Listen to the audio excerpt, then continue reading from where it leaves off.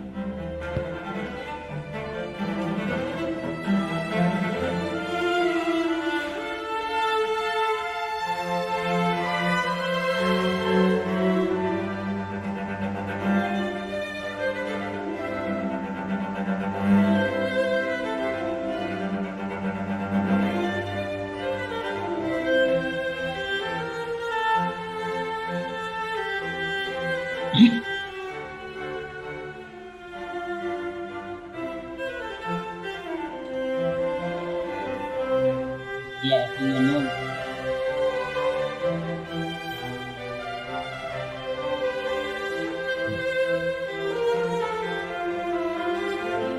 Sige.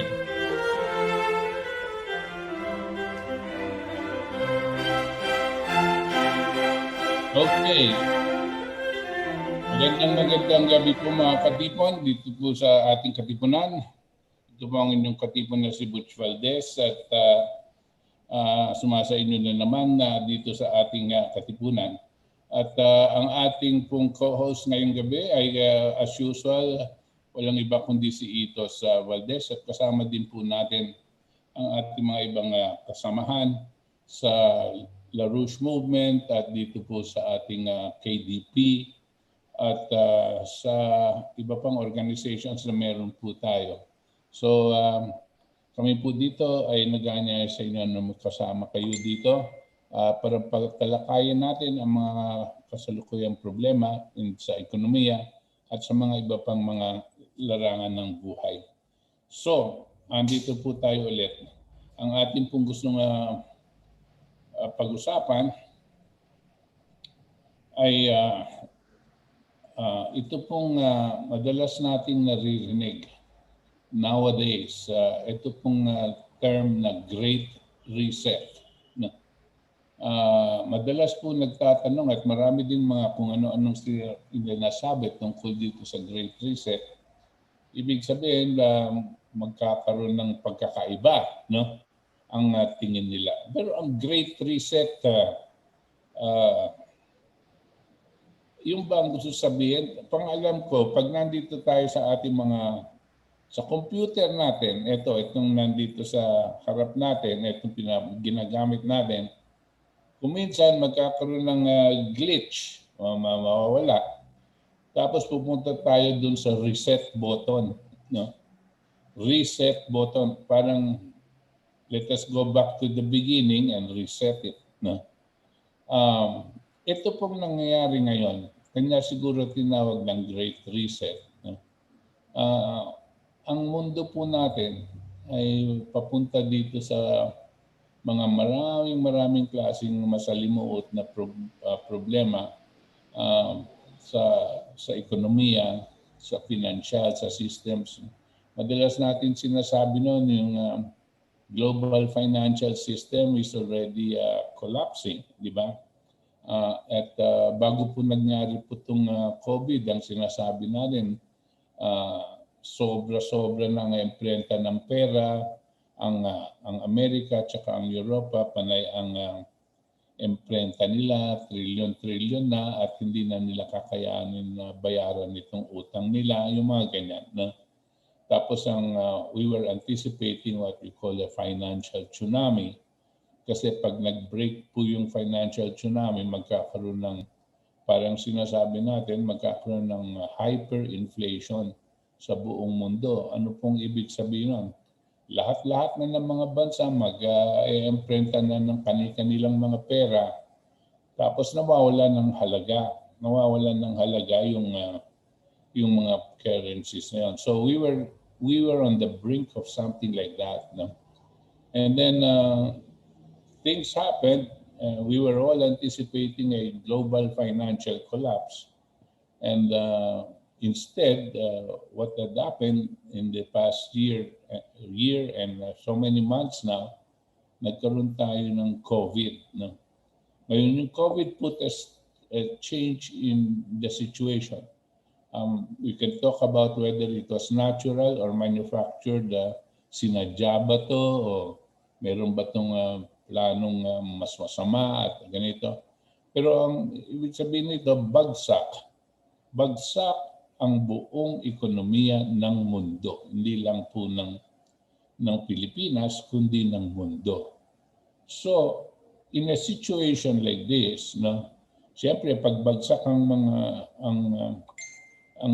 mga ekonomiya ng mundo, siyempre ang magdurusa dito yung mga mamamayan, yung mga populasyon, yung humanity itself will go into various levels of economic conditions at maraming mamamatay, no? at magkakaroon ng pressure lahat ng gobyerno para gumawa ng mga kanilang kakailanganin para mag-survive ang kanilang bansa. Their sovereign republics will survive this. And this is exactly what is going on now. Kanya-kanyang gawaan ng sistema para maayos. Tapos, siyempre, ang problema ng paggagawa tayo ng gamot, mga bakuna, pipilitin natin magbakuna at mga iba wala nang tiwala sa bakuna dahil nakikita nila medyo malabo, walang direksyon at kahina-hinala yung kanilang mga intensyon kung bakit gustong pwersadong bakunahin ng mga tao, yung mga ganito. Magkakaroon siyempre ng reaksyon ng tao. So what are we seeing? We're seeing the beginnings of chaos already and anarchy. And it's concomitant economic deterioration, very, very fast deterioration of economics for all countries, no? For all countries. Now, what do we have here? Sa pagbagsak ng ekonomiya ng mundo at meron tayong mga pandemya, bagsak din ang financial system ng mundo. Tapos pagrabe ng pagrabe ang threats of conflict and war. Ngayon lang po tayo nakakaranas ng talagang parang nagtututukan ang bansang Amerika, bansang Russia at bansang China, no? Magkaaway-away, nagtututukan sila at ang kanilang ginagawang pantutok ay mga nuclear weapons. And these are not limited types of nuclear arms.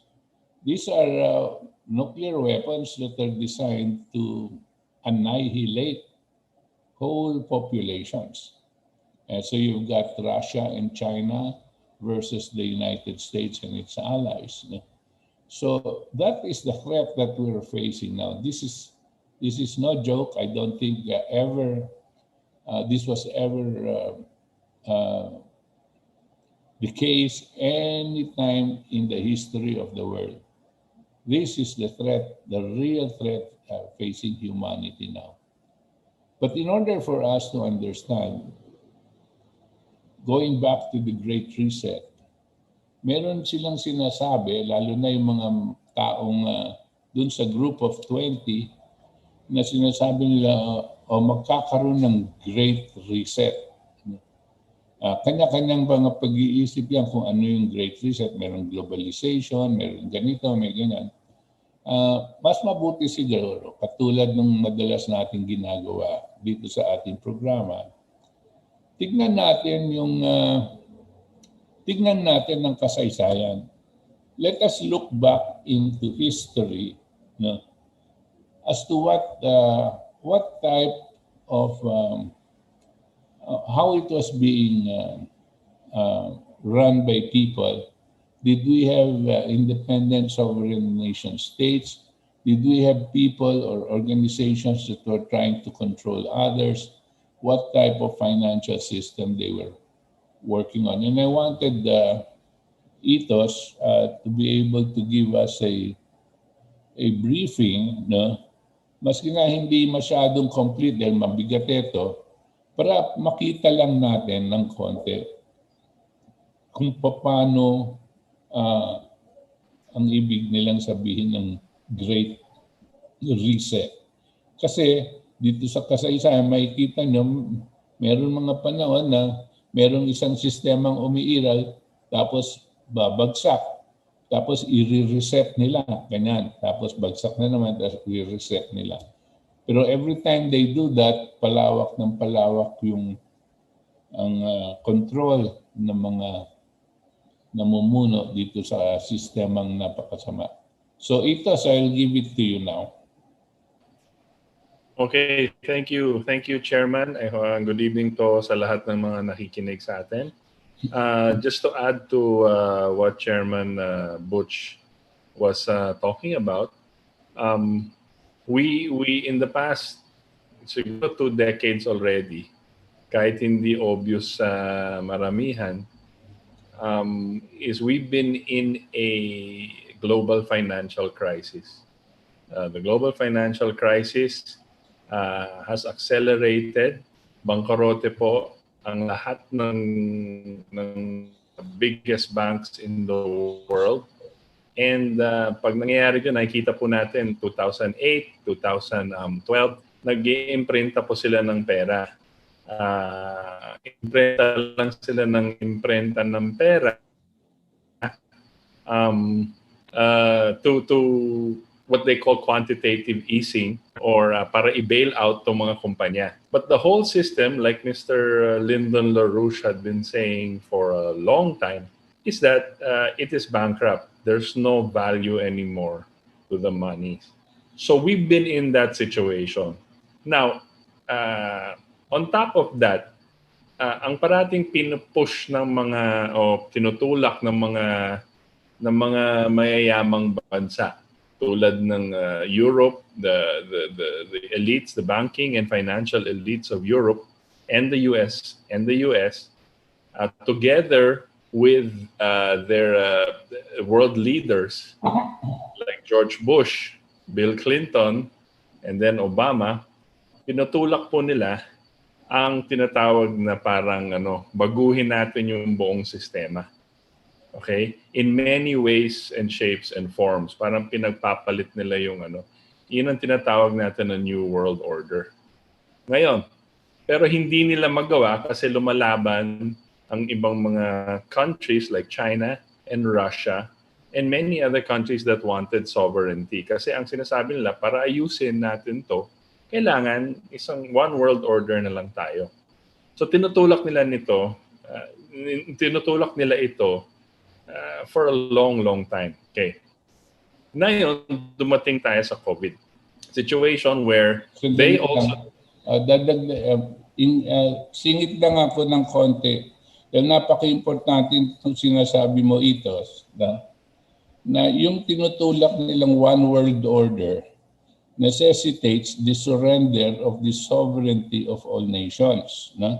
Kasi hindi nila mai-impose yung sinasabi lang isang sistema para sa mundo kung ang mga iba-ibang mga bansa may kanya-kanyang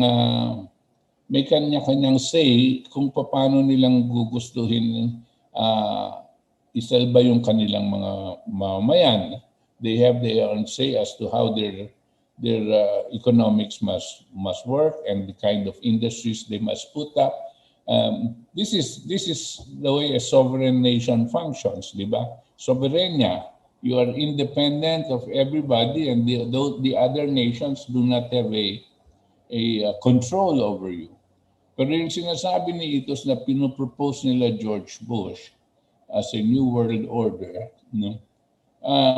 necessitates a surrender of this sovereignty. Siyempre po, hindi nila basta-basta maitutulak yan dahil hindi papayag ang mga ibang bansa na mag-surrender ng kanilang sovereignty sa isang grupo na magpapatakbo sa kanilang ekonomiya at susunod-sunuran lang sila. Ito yung very crucial element dito sa buong discussion natin ngayon. The group that says you have to surrender your sovereignty or give up your economic freedom or independence versus those that want to maintain their sovereignty as a republic and as a nation state. Yeah, go ahead, Itos. Yes, so definitely yun ang gusto nila, and they've been pushing for this for a long time. Ngayon, dumating na tayo ng COVID. The same people who had been wishing for this, And this has been manifested in many different forms. Kunwari, yung pinaka-latest, itong Paris Accord. Itong Paris Accord na environmental accord, Paris Climate Accord, ginawa po ito sa Paris, France. Now, this Paris Accord binds nations.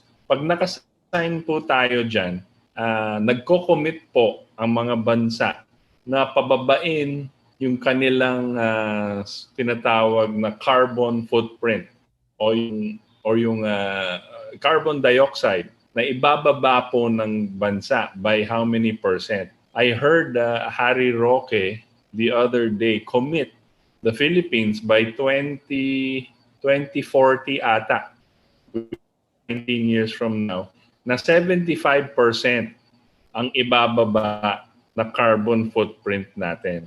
Ngayon, kailangan maintindihan natin anong ibig sabihin nun. Okay? Of course, ito commitment lang to, pero yan ang gusto nila. Kasi ang carbon dioxide po, yan ang sinasabi nilang pollutant. Sinasabi nila nakakasira po sa environment yan. Kaya wag kayo mag-pollute ng environment. So i-shut down nyo yung mga factory nyo, i-shut down nyo yung mga kotse nyo. Wag na kayo sariling kotse. Wag na kayo mag-mass transit na walang electricity, wala nang mga bus, wala nang mga jeep. Wag na tayo lahat ng tapos sinasabi pa ng recently sabi ng US, wag na tayo kumain ng karne. Okay?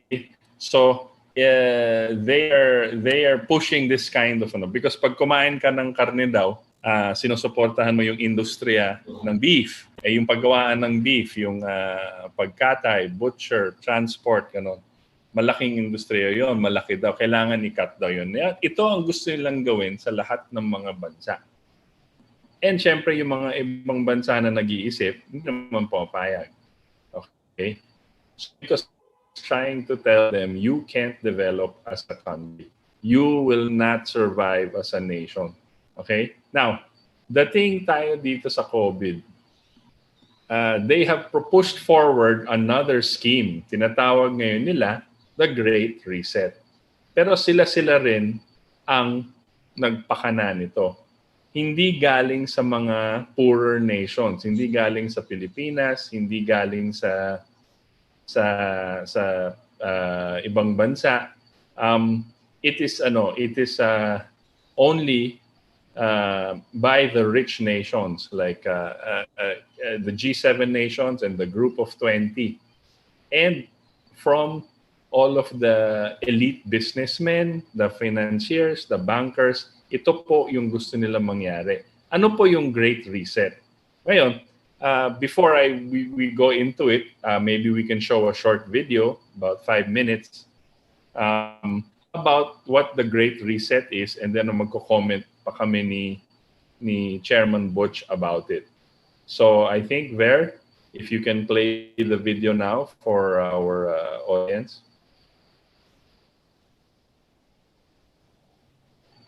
The pandemic has radically changed the world as we know it, and the actions we take today as we work to recover will define our generation. Now is the time to think what history would say about this crisis. 2020 has been challenging on a lot of levels, as economic, environmental and societal frailties have been laid bare. But it's also proved that when we need to, we can act rapidly and restructure our lives. The recovery from the pandemic is an opportunity. We can see rays of hope in the form of a vaccine, but there is no vaccine for the planet. Nature needs a bailout. You don't want to go back to the status quo that you had before simply because it was the status quo that got us here. With everything falling apart, we can reshape the world in ways we couldn't before, ways that better address so many of the challenges we face. And that's why so many are calling for a great reset. A great reset? That sounds more like buzzword bingo masking some nefarious plan for world domination. Hands up, this kind of slogan hasn't gone down well. But all we really want to say is that we all have an opportunity to build a better world. And it's not surprising that people who've been disenfranchised by a broken system and pushed even further by the pandemic will suspect global leaders of conspiracy. But the world's not that simple. Every one of us has differing priorities, values, and ideas. That's part of why solutions are so hard to come by, and why we all need to be involved in the decision-making. Because whether it's politicians, CEOs, academics, activists, or you, we're all about getting people together, even those you may not like, to sit down at the table and develop solutions that work for all of us. But we need enormous trust between the private sector and the public sector for this to actually work. That trust is hard to come by. it's time for people to work together, listen to each other, and build this trust so we can move towards a better world. And we really need one. Because while the pandemic affects us all, it's clear it affects some more than others. The first people who are hit are the people at the front, those who are vulnerable. It is those on the front line who take it first, and that is simply unacceptable. See, at the start of 2020, 1% of the world's population owned 44% of the wealth. And since the start of the pandemic, billionaires have increased theirs by more than 25%, whilst 150 million people fell back into extreme poverty. And with climate change set to dwarf the damage caused by the pandemic, the message from 2020 should be abundantly clear. Capitalism, as we know it, is dead. This obsession that we have had with maximizing profits for shareholders alone has led to incredible inequality and a planetary emergency.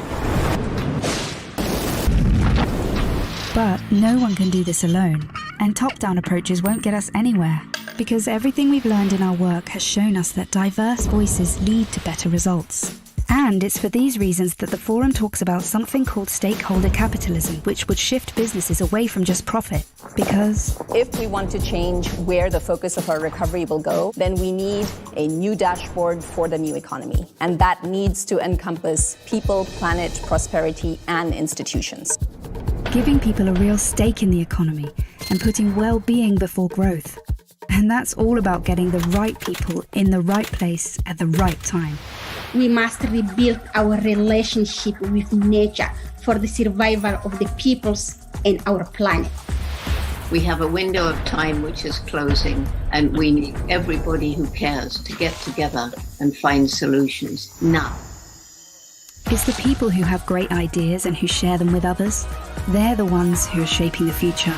So if you want to be a part of the change, then tune in, turn on, and get involved. Follow the Davos Agenda, right here, online, on YouTube.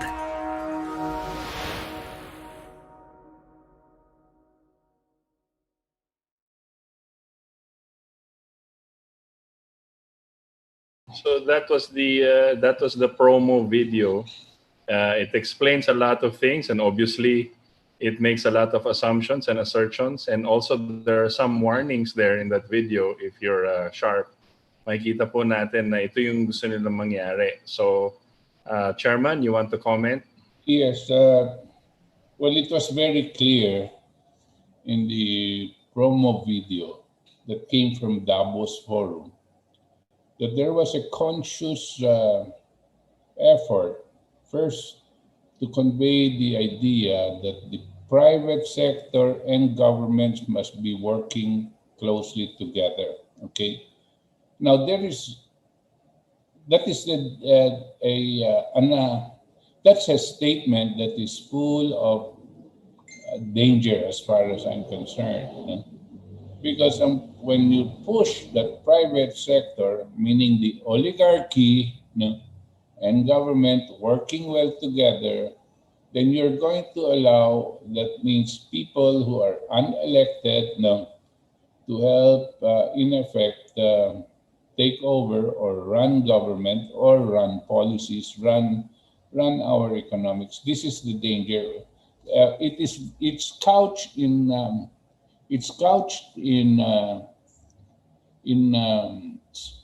parang nice terms, parang acceptable terms, because it sounds logical. Government and business must work together.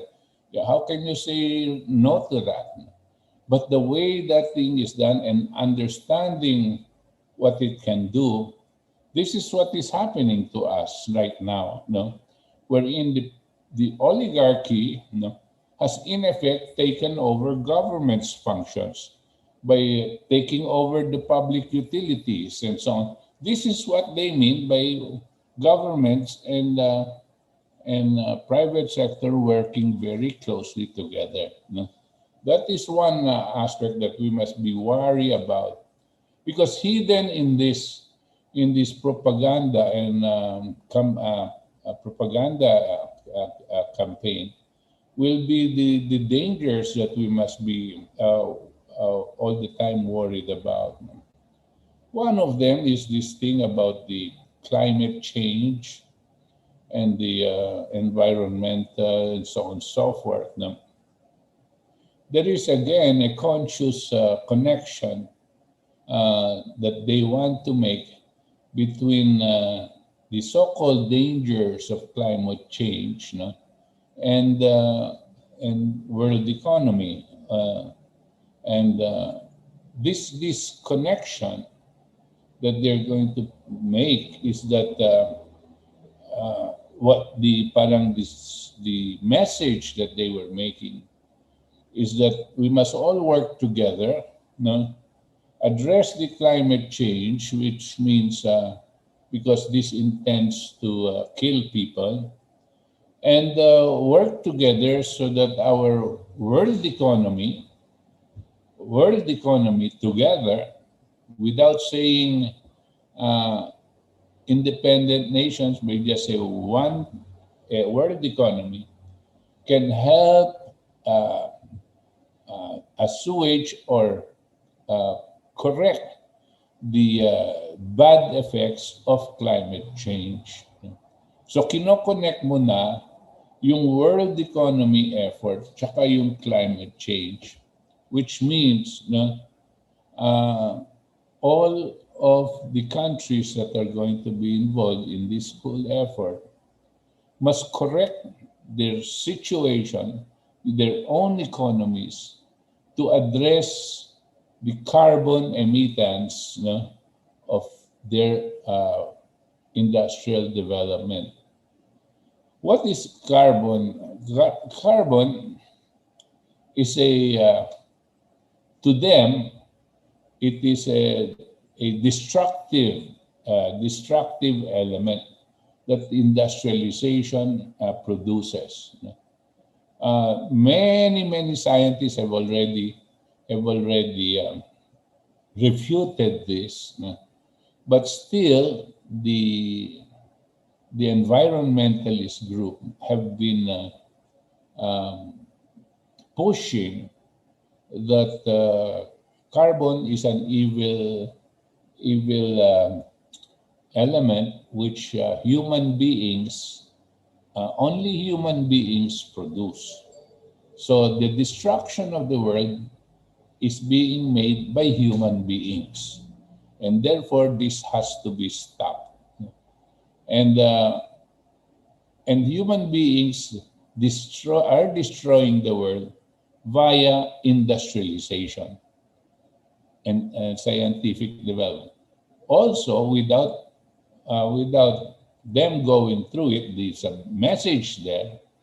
Is therefore there should be a de-industrialization of the world, so that the carbon produced by the factories will lessen, so that there will be less threat on the people's on these climate change issues that are going to kill people. So they're making it look like if you de-industrialize, you bring down your developmental plans, you are more likely to save lives, which is crazy, because economics means if you develop, there is greater capacity to sustain a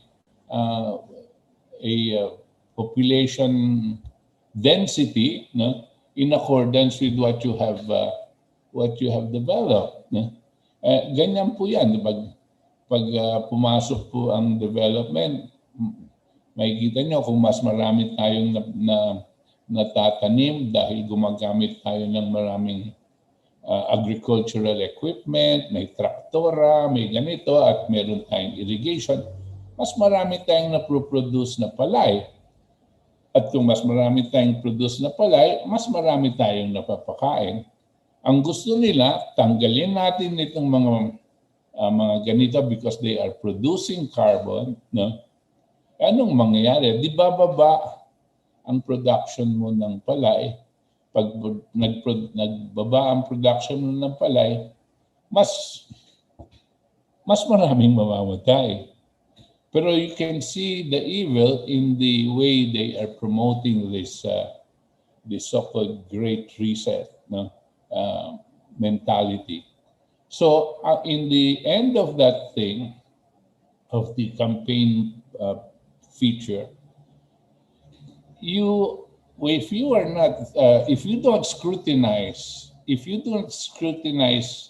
the messages that they are promoting, you will think that this new reset or this new system that will come out of this crisis that we have, that they are going to impose, will be very, very good for mankind. But in reality, in our opinion, it is going to be a destruction of mankind, couched in these terms. And we will look at it later some more if there are other videos. Yes, tama. So again, they're putting out this climate change and environmentalism. They are against what they call greenhouse gases, which is CO2 emissions, and which is emitted by the factories, by us, who we put out CO2. So they are trying to say we have to limit our carbon footprint by not expelling these CO2 gases. So that is the environmentalist. Pero ang sinasabi ngayon nila, this is more dangerous, I think, than any past environmental campaign to scare. Kasi ang style nila is like this: let us invent a science that to scare the population into agreeing to our new terms. Ngayon, sino bang hindi natatakot sa COVID? Sinubukan nila with Al Gore, sinubukan nila with Paris climate change, nilabas pa nila sino yung bata? Greta Thunberg. Nilabas pa nila, tapos tinatakot nila yung future natin, delikado dahil sa inyo, dahil masyadong maraming factory, dahil masyadong maraming paggawaan, masyadong marami tayong ini-emit na CO2 sa atmosphere.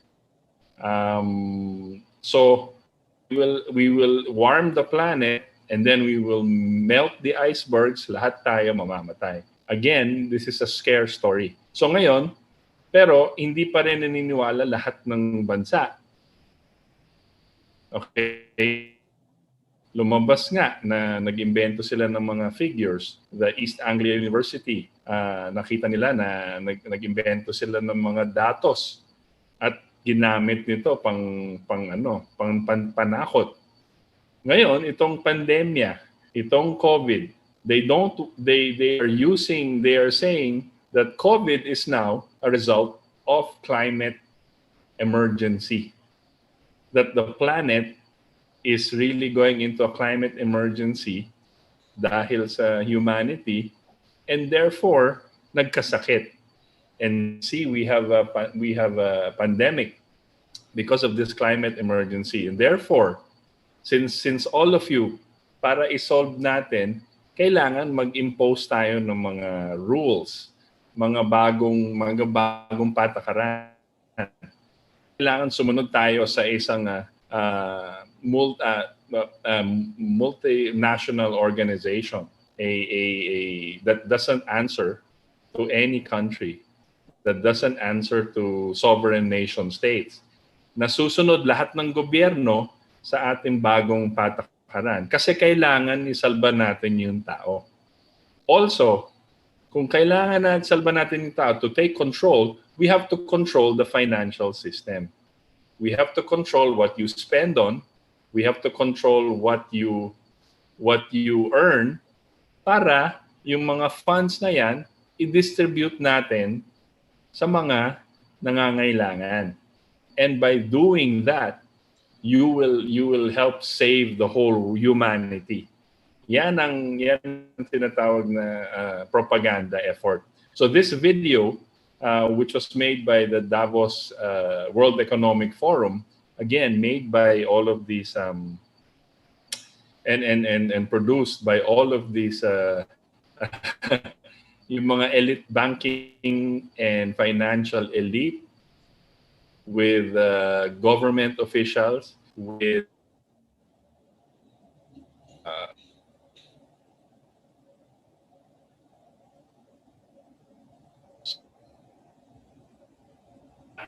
we said this is historically, in recent history, we mentioned already their names. But this system is in effect, we'd like to put it out there, that this system in effect is a return to a system of empire where a few countries ruled the world. And it will prevent and make sure that no other nation on the face of the earth will rise again. No other people will be sovereign. So it is a return to that. Ba't natin sinasabi to? Kasi in order to impose a new system, kailangan kontrolin natin yung monetary system ng buong mundo.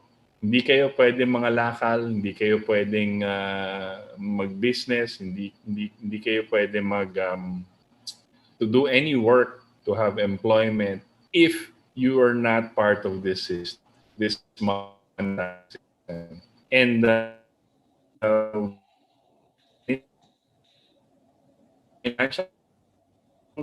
since the 17th century, early 17th century plus, by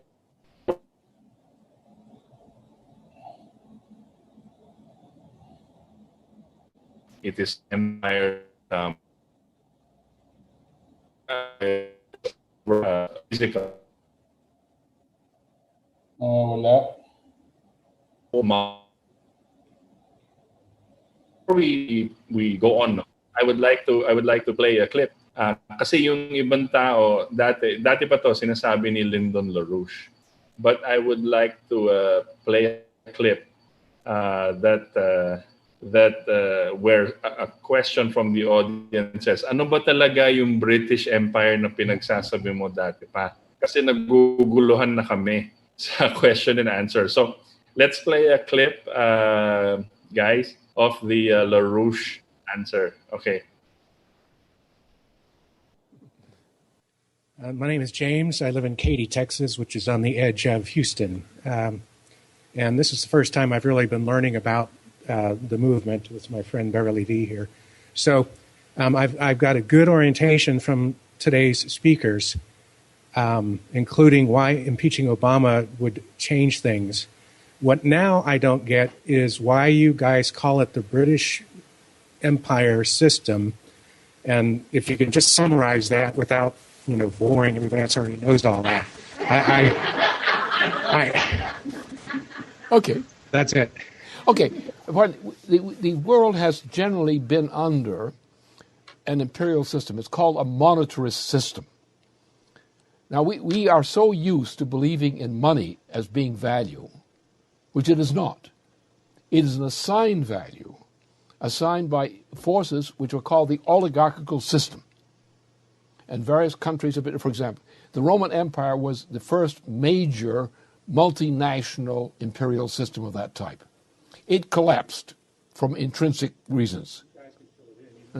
Then you have the Byzantine Empire came along as the Roman Empire's successor, and that went down the same way. Then you had the system of chivalry. which was a Venetian system. Then you had a new Venetian system later, which became the British Empire. So what you had is a system of money. Money is an artificial authority which is imposed upon people. Now, the alternative to a monetarist system is a credit system. The first credit system, which you would know in the United States, was established in Massachusetts as the Massachusetts Bay Colony, in which the state, before it was crushed by the British, the state of Massachusetts, or the colonies it was called, set up a credit system where the government of Massachusetts would authorize credit in place of money for projects based on the estimate that this project was going to work out. Now, we are now faced with a similar kind of problem. Our monetarist system is bankrupt. Our money system presently is hopelessly bankrupt. Glass-Steagall will eliminate that problem. However, what it will save in terms of banking systems and credit systems will be minimal. Therefore, we need a system which provides credit. We had such a system in the immediate following the victory of the United States in the Revolutionary War. We had the same thing was done under Lincoln, where the greenback system, which was a federal credit system, which was authorized to get us through that mess. We've had the same kind of effort has been done under other presidents. President Franklin Roosevelt, with his introduction of Glass-Steagall, was moving largely in that direction. Today, Glass-Steagall would not be sufficient to save the U.S. economy. It would stop the blood flow right now. But what we need is a credit system. For example, let's take NWAPA. NWAPA once started, and it can be started very soon. 14 million jobs, high-tech jobs largely, with a lot of jobs in there that are not just necessarily high-tech. It will also need a new railway system, new kind of railway system for the United States, and other major projects, water projects, everything. So this will create up to 20 million jobs. And 20 million real jobs in the United States today would be a real turnaround. And with that kind of turnaround creates a byproduct. When you create productive jobs that produce physical wealth, those jobs lead to other jobs, which are byproducts of the major projects. So we need a system of credit under which we don't just pass money out, new money, new credit, but we consider, under private circumstances or government programs, we consider those methods which are likely to succeed and be beneficial. And therefore we allow government credit to fund the people who are going to be employed in these kinds of projects and use the materials. That kind of program now, which was what Roosevelt was aiming at in the 1930s, that kind of program now would be sufficient even under present conditions to start the United States on a genuine recovery program. We don't need to borrow other people's money. That is the money, artificial money owned by banking systems, these kinds of speculative banking systems. What we need is a system of credit which allocates credit for what is needed to be done. And where government coordinates this process to make sure that where the credit is given for a project which is worthy of consideration. And thus, by simply doing that amount in the public sector and related to the public sector, we create enough fall-off in additional employment to make the economy function in what we would think is a normal way. It's just that simple. We don't need bailout. We can't get rid of this bailout money. It's fake. It's only a gambling money. We need a currency, which in the form of official government-controlled currency, which is shared out with private interests and other interests according to the government's judgment that this is a worthy cause.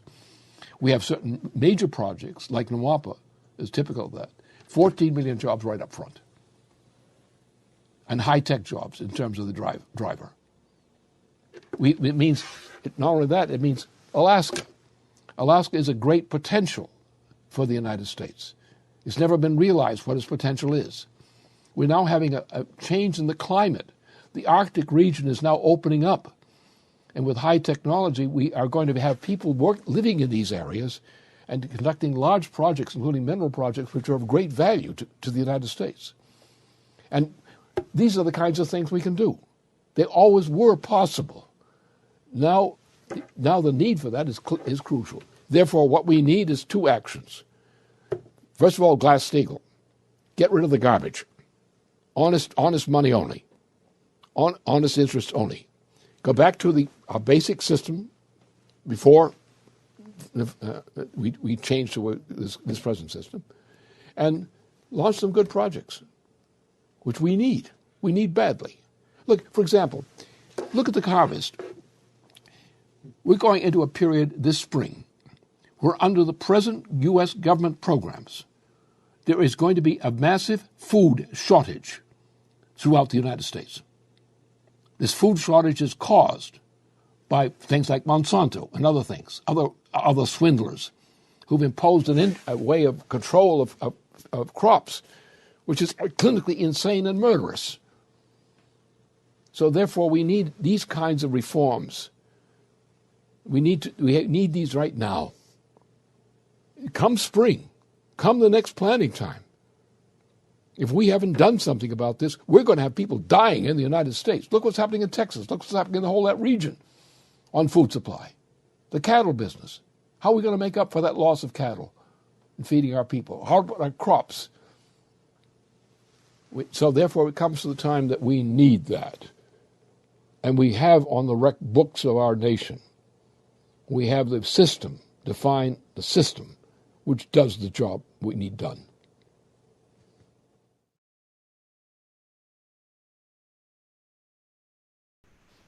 Okay, so that's what you saw. You saw Mr. Lyndon LaRouche answering a question. Sabi nung nagka-question, naguguluhan pa rin daw siya bakit sinasabi natin na British Empire. Bakit British Empire pa rin ang kalaban? Ito na nga yung naguguluhan na sila. What do you mean by British Empire? And LaRouche expressly stated, sana na pakinggan nyo mabuti, medyo mahirap. But he stated that an empire is a system. It is a system of, it's a monetarist system which employs usury to keep nations in subjugation. And it is used to take over the world, to control the world, control populations, control nations as best it can. And LaRouche said that's why people like Franklin Roosevelt and Abraham Lincoln fought against this kind of system. That's why nations fight against the system, not just personalities, kings and queens, etc. You fight a system where your money, your sovereign right, your currency is controlled by an elite cadre or oligarchy, an elite oligarchy you never even meet and see, pero kontrolado ka nila. Empire, this great reset, is essentially a return to a time where it is their sovereign nations are going to be subjugated by empire. Ito yung gusto nilang mangyari. And every time we say yes to any accord, international accord, that prevents us from developing our own economy, from developing the way we think we should develop as a sovereign nation. Anytime we sign something and agree to that our currency be subjected to forces outside our control, we are giving up our sovereignty to the empire. And these guys, this is what they want to do to the world with the Great Reset. Nakahanap sila ng paraan. So yon. Chairman, you want to comment? Yeah, exactly yung mga sinasabi mo, Itos. Right now, we're actually under an empire. No? And the empire, nakikita na, when you don't have the control of your own currency, no? And somebody else does, somebody who's not elected and somebody outside the country. Ang tawag natin dito kasi itong sinasabi mong empire, how do you control countries? You control countries by controlling their money, no? And so, yung sistema ng pananalapi, no? Kung ikaw ang nagmamando, no? Kontrolado mo yung bansang yon. Kasi tuwing uutang sila, yung mga bangkong pinagkakautangan nila sa labas para magkapag-negosyo, kontrolado mo din, di ba? Kasi ikaw ang may control sa pananalapi, no? And this is the way it's being done, and it has been done even before. The thing is, today, as it had happened also in previous eras, no, this system cannot last long. Eventually, it eats itself, no, and when it eats itself, there is a turmoil. There are wars. There are things that happen in the rest of the world, even at the time, no. And when that thing happens, magulo. Tapos papasok na naman ang isang grupo. Sino itong mga grupong to? Itong yung mga money lenders. Ito yung mga meron na magagaling silang magpahiram. Tapos hihiram ka. Pag hiram mo, sasabihin nila, ito ang conditionalities. Mag-a-agree ka, gusto sabihin, little by little, kontrolado ka na nila. Katulad po ngayon, no? Pero nangyayari yan noon. So pag kontrolado ka na nila, yung sistemang yun, lalaki, kikita sila at maraming mamamatay sa gutom. Tapos nawawala ng kakayanan itong mga bansa para bayaran yung napakalaking utang nila sa iyo dahil piniga mo ng husto, parang pinatay mo din sila. So pagbagsak nun, bagsak din yung sistema mo. At tapos i-reset mo na naman, no? Yun ang nangyayari nung panahon ng mga nung sabi ni Roman Empire, no? Narinig ko yun, tapos pati na rin yung panahon sa the Venetians, tapos nung bumagsak yun, pumunta naman sa Netherlands, no? At yung mga ang sabi nila yung mga Spain was in control, pero Spain na ng mga negosyante ng Spanya, yung mga sigurong Hudyo, no? ng Spanya ang may kasama dyan. So, bumagsak na naman yon. Tuwing bumabagsak, nagkakaroon ng parang gera. At umabot na hanggang ngayon. Alam niyo po, for example, yan pong bansang Amerika, no? Ang pera po ng bansang Amerika ay inuutang lang dito sa kanilang central bank. Yung central bank nila is called Federal Reserve. Federal Reserve. Yung Federal Reserve po ang pag-aari ng mga bankero. Nag-umpisa yan po doon sa mga panahon pa nila Rothschild, no? Nung mga bago pa ng 1900s or early 1900s. Yan po nag-umpisa dyan. So, tuwing nangangailangan ang gobyerno ng Amerika, humihiram dyan. Palaki ng palaki, hindi na nila mababayaran. So anong nangyari? Bangkarote na ang Amerika dahil hindi na nila kayang bayaran yung utang nila. So nangangailangan ngayon ng Great Reset. No?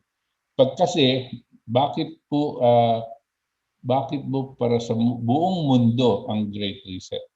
Kasi po lahat tayo gumagamit ng pera ng Amerika, yung US dollar, para makapag-trade tayo.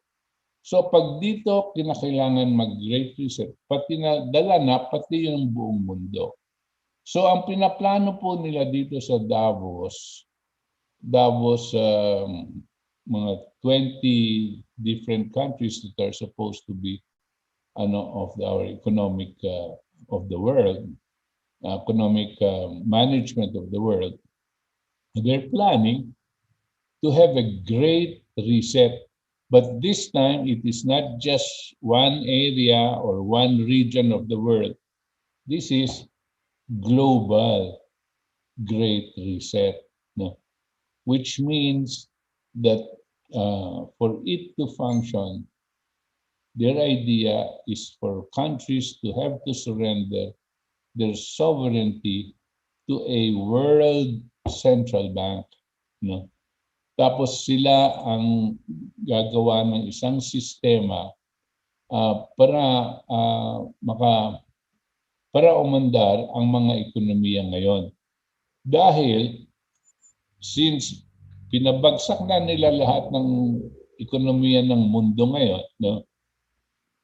Wala nang makakaahon. So mapipilitan tayong utang ng utang, tapos sasabihin nila, oh, napakalaki na ng utang mo, isurrender mo na yung bansa mo kasi yung bansa mo, yung mga assets mo, yung mga lupa at mga negosyo mo dyan sa bansa mo, maski na ipagsama-sama mo lahat yan, hindi mo babayaran yung utang mo. Kanya magiging para kang nariremate, no? So you're forced to surrender your sovereignty. Now, this is that situation that they are planning. And you can see that in order for them to do that, they needed this COVID pandemic, and then all of this thing that we call depopulation, because for that system to function more efficiently, the population must be substantially decreased.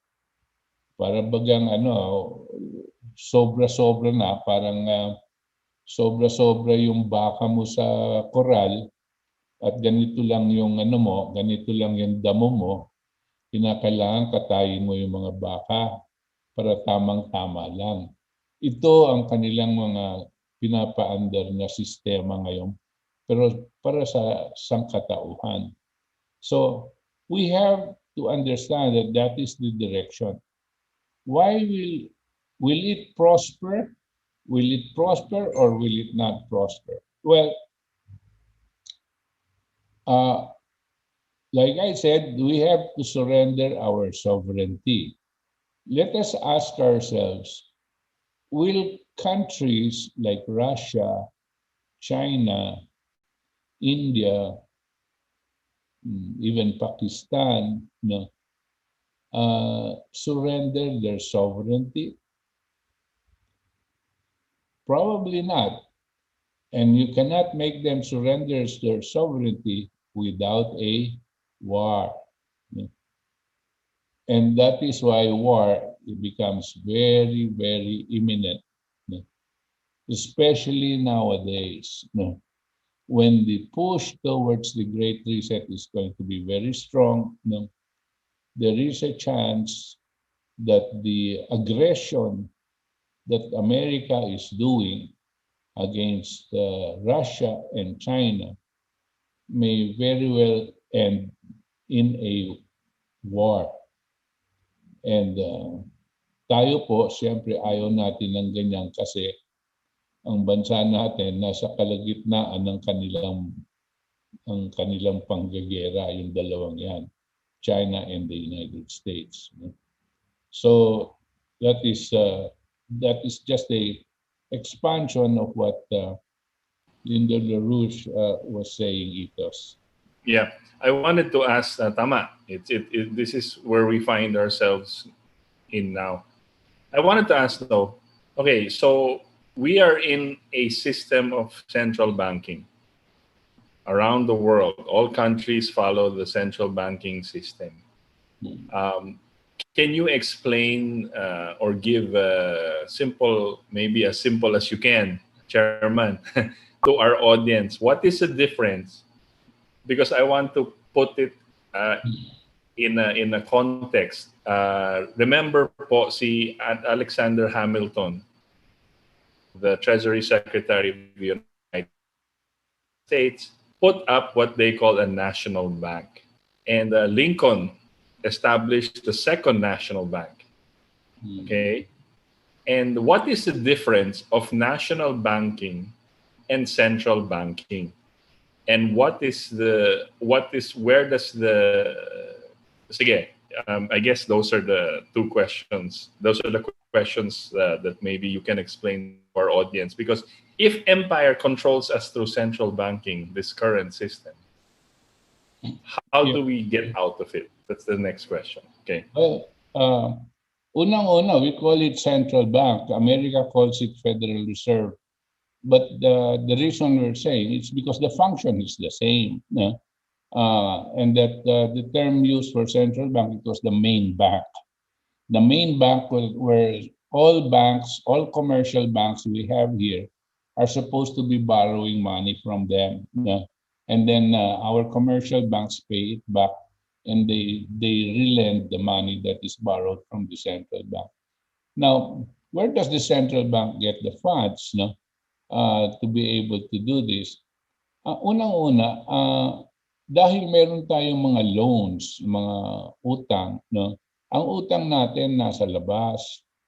Yung utang natin na palaki ng palaki, sino bang pinagkakautangan natin? Kasi ang nakikita lang natin yung IMF. Pero IMF, ano lang yan, parang ahente lang yan ng mga malalaking bangko na what we call financial oligarchy. Sila po yung maraming malalaki, siguro mga 10 yan, malalaking bangko.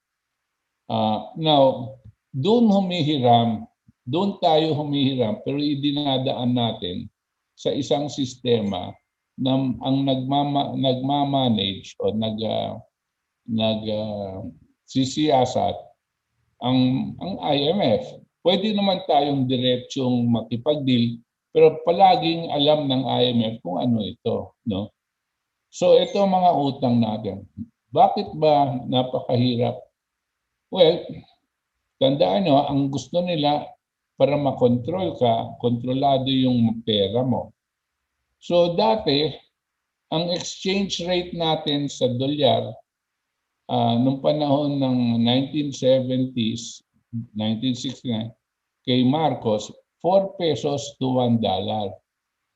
Ibig sabihin, kung may utang kang $1, ang kukunin mo 4 na piso para bumili ng $1 para bayaran yon. Pero ang ginawa ng IMF, dahil inutos sa kanila nitong mga financial oligarchs, ipa-devalue, ibaba ang halaga ng ating pera vis-a-vis the dollar. At paano nilang ginagawa yan? Basta wala. Unilateral, iuutos nila, sasabihin nila, sa palagay namin, hindi dapat 4 pesos to 1. Sa palagay namin, dapat 8 pesos to 1 kayo ngayon. Maski na umalboroto ka, at umaalboroto naman si Marcos noon, ang epekto, pag ayaw mo, hindi ka makakapag-export at hindi ka rin makakahiram. Kailangan ka mag-export, kailangan ka magbenta. At tuwing nagbebenta ka, dumadaan lahat yan sa mga bangko. Kaninong bangko? Kanilang bangko, dumadaan yan through letters of credit ang tinatawag yan. You cannot trade directly. You have to pass through the financial system. At yun ang nangyayari. At and if you do not want to do that, you cannot trade. You're forced now to accede, surrender dito sa kagustuhan nila. Lalong-lalo na noon. Kasi kailangan natin ang langis. Yung langis, wala tayong langis. Pero paano aandar ang ekonomiya mo, ang mga factory mo, kung wala kang oil? Siyempre, nag-i-import tayo ng oil noon. So sabi nila, pag hindi ka nag-devalue, Mr. Marcos, para gawin mong 8 pesos to 1 yan, hindi ka makaka-import ng langis. Pipigilin ka. So babagsak ang ekonomiya mo at sa iyo ibibintang at matatanggal ka as president, magagalit ang tao sa iyo. So ito ang nangyayari noon. So napipilitan po kami noon. I was still still a young person then, no? But I still remember that period when there was an oil gasoline rationing dahil nga pinipigil tayo sa langis. Pinaration tayo noon. Ilan litro lang ang mabibili mo kada araw. Coupons, using coupons. Dahil we were saving our fuel because they were still negotiating. So ganyan ang nangyari. Pag 8 pesos to 1 ang iyong utang at hindi ka di siyempre, saan mo kukunin yung 8 pesos? Di papatawan mo ng mas mataas na buwis ang tao, no? Kung papatawan mo ng pataas na buwis yung tao, mahihirapan naman yung negosyo mo. Kanya ang nangyayari nun, para makuha mo lang yung pambayad sa utang, kinakailangan nagbebenta ka na rin ng mga ari-arian ng gobyerno. Tapos pagdating na, tuloy-tuloy yan. Pagdating ni Cory, lalong lumala. Pagdating ni Ramos, lalong lumala. Anong nangyari? Umabot na po tayo dati kay Ramos, umabot na po tayong 60 pesos kada $1. Bakit? Paano nangyari? Kasi yun ang inutos sa atin ng financial oligarchy, yung may control ng sistema. At hindi lang sa atin po yan, pero sa atin po lalong naramdaman natin dahil hindi tayo papayagan magsarili. We were a country that needed to be controlled because of our strategic importance to the powerful countries, no? Kasi ang ating geography was ideal for a military base. Isa na yon. That's one of the reasons. It's also ideal for control of trade dito po sa China Sea. So they were bent on seeing to it that we will not be able to pay our debt. Kasi habang tumataas hanggang 50, 60 pesos to 1, anong gagawin mo? Biro mo, $1 mo, dati binakuha mo 4 pesos lang, meron ka ng $1. Ngayon, kailangan 60 pesos. So, anong mangyari? Mag-iimprenta ka, tsaka bebenta ka ng ari-arian ng gobyerno, tsaka papatawan mong mataas na buwis ang taong bayan. And sino naghihirap dito? Ang taong bayan. So, you're trying, but since you cannot all the time pay that debt, sigurado sila hindi mo mababayaran. Alam nila yung anong kakayanan mo eh. So ang sasabihin mo, boss, ang mababayad ko lang dito mga 3/4 lang nung kailangan babayaran nung aming amortization. So anong gagawin natin doon sa natitira? Ipatong mo na lang sa principal. So ganyan ang nangyayari sa atin. Patong sa principal yung ating mga kakailanganin. Lumalaki, lumulobo yung ating utang. At habang lumulobo yung ating utang, lumalaki din ang ating tinatawag na debt service. So it is a system that was designed to really put us down into a situation where we cannot ever pay our debt. Okay. Yan ang sistema. Central bank. Ngayon, yun sa central bank, sila yung ang nagmamanage ng debt. Pero since umuutang ang central bank, ang central bank sa mga international banks, at ang international banks ang napakalaking nagpapahiram sa ating central bank para magamit naman natin Sino may-ari ngayon ng central bank? Yung nagpapautang sa kanya, di ba? And that is why we say that the central bank is not really owned by the Philippines. And we can see it because it operates independent of our national government.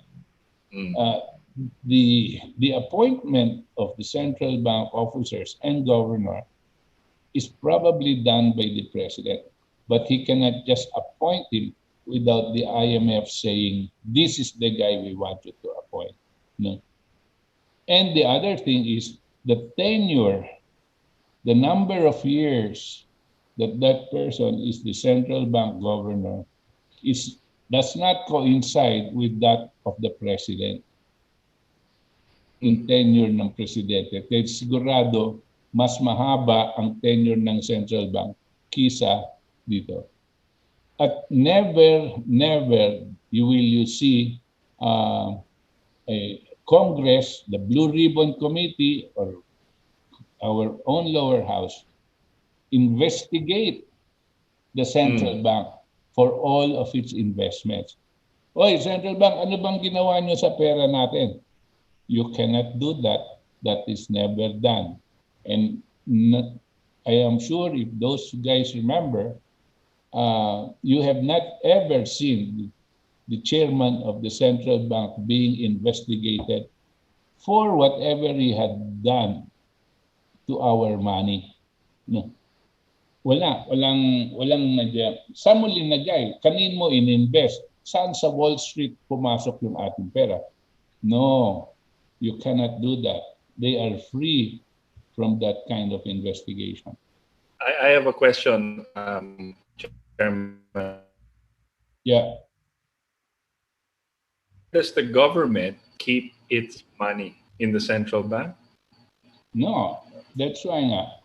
There is what you call the national treasury. We need whatever amount that we need to operate for the next, let's say, 2-3 months is with us. But whatever other amounts we have, central bank must make, you cannot put it under their pillow, that they have to invest it. And they have to invest it in something that is productive. But they have sole discretion where to invest it. Nobody can question them where they invested it. Kanya, kung lagay mo sa Wall Street at bumili ka ng bonds o kung ano man at bumagsak yan, walang makaka-question sa kanila kung bakit nila linagay doon. No? Ito ang danger ngayon. And that is the way, not just in the Philippines, that is the way the whole central banking system is controlled by the financial oligarchy. So the financial oligarchy controls the world using the central banking system. Right. Yeah. We have to understand that. Now, your question was, what about the national bank? What is the difference? Well, a national bank is a bank that is set up by the national government. You can put it by law, you will put up the national bank, and its role is to print up the money or what you call the credit generation of credit. Kasi pag nag-imprenta ka ng pera, yung perang yan ang ibig sabihin utang no? Kasi pag nag-imprenta ka ng 10 piso, yung 10 piso na gagamitin ng mga sistema mo, ang nakalagay dyan, utang sa iyo yan ng gobyerno. At pwede mong gamitin pambili ng mga iba-ibang pangangailangan. Pero utang yan, that is a credit. The government issues the credit. Government guarantees that 10 pesos that you have can buy something.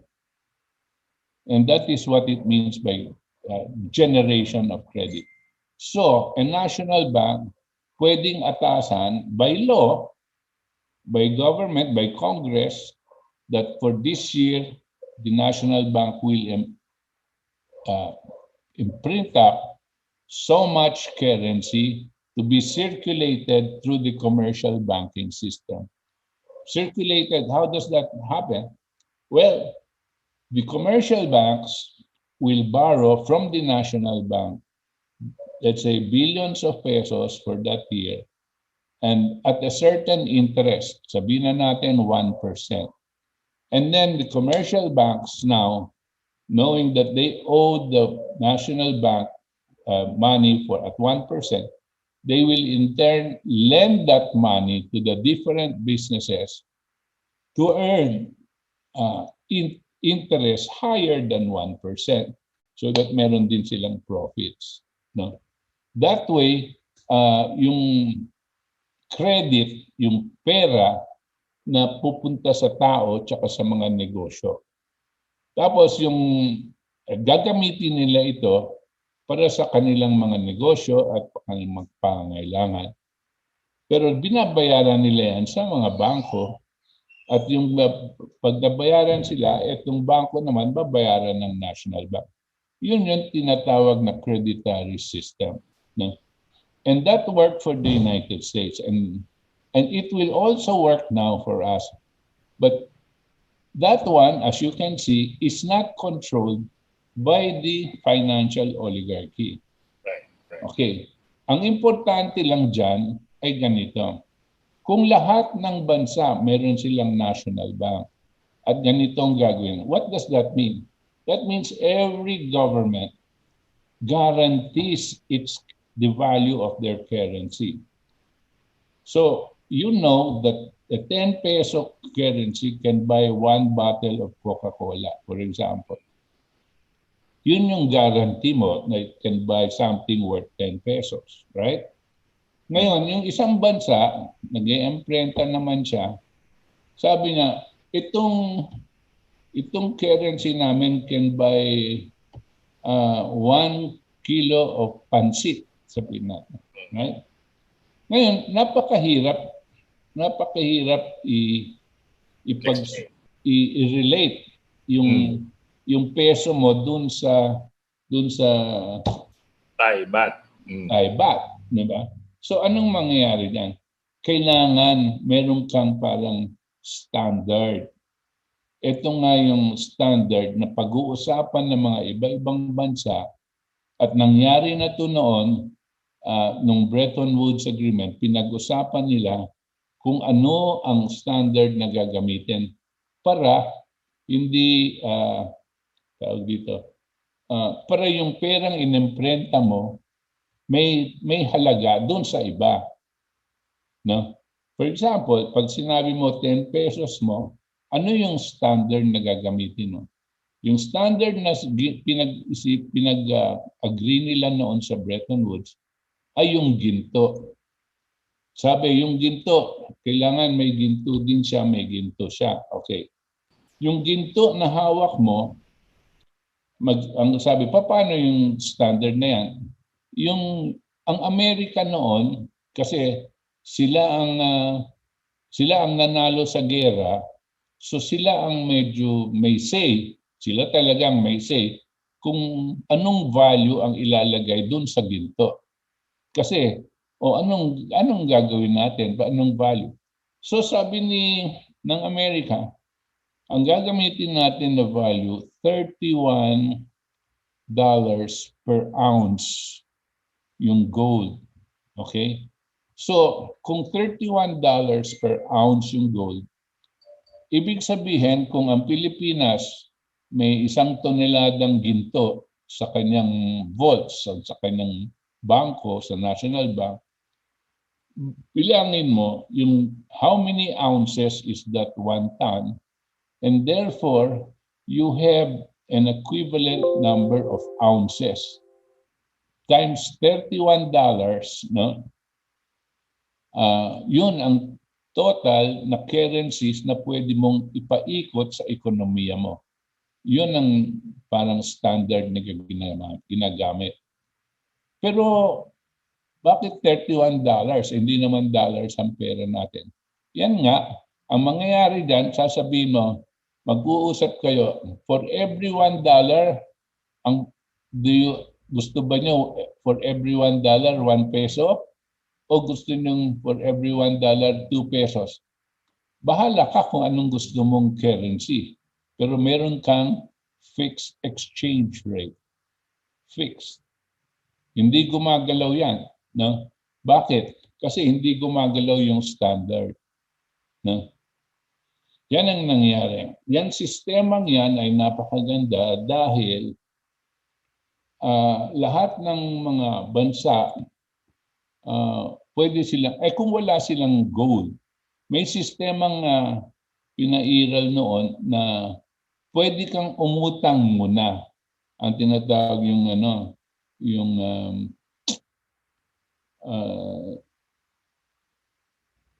lease, lend lease. No. Yung rights, any rate, pwede kang umutang muna para gamitin yung utang na yon na parang pagbabasihan ng currency mo. Habang kumikita ka, babayaran mo yung utang mo sa magbabayad.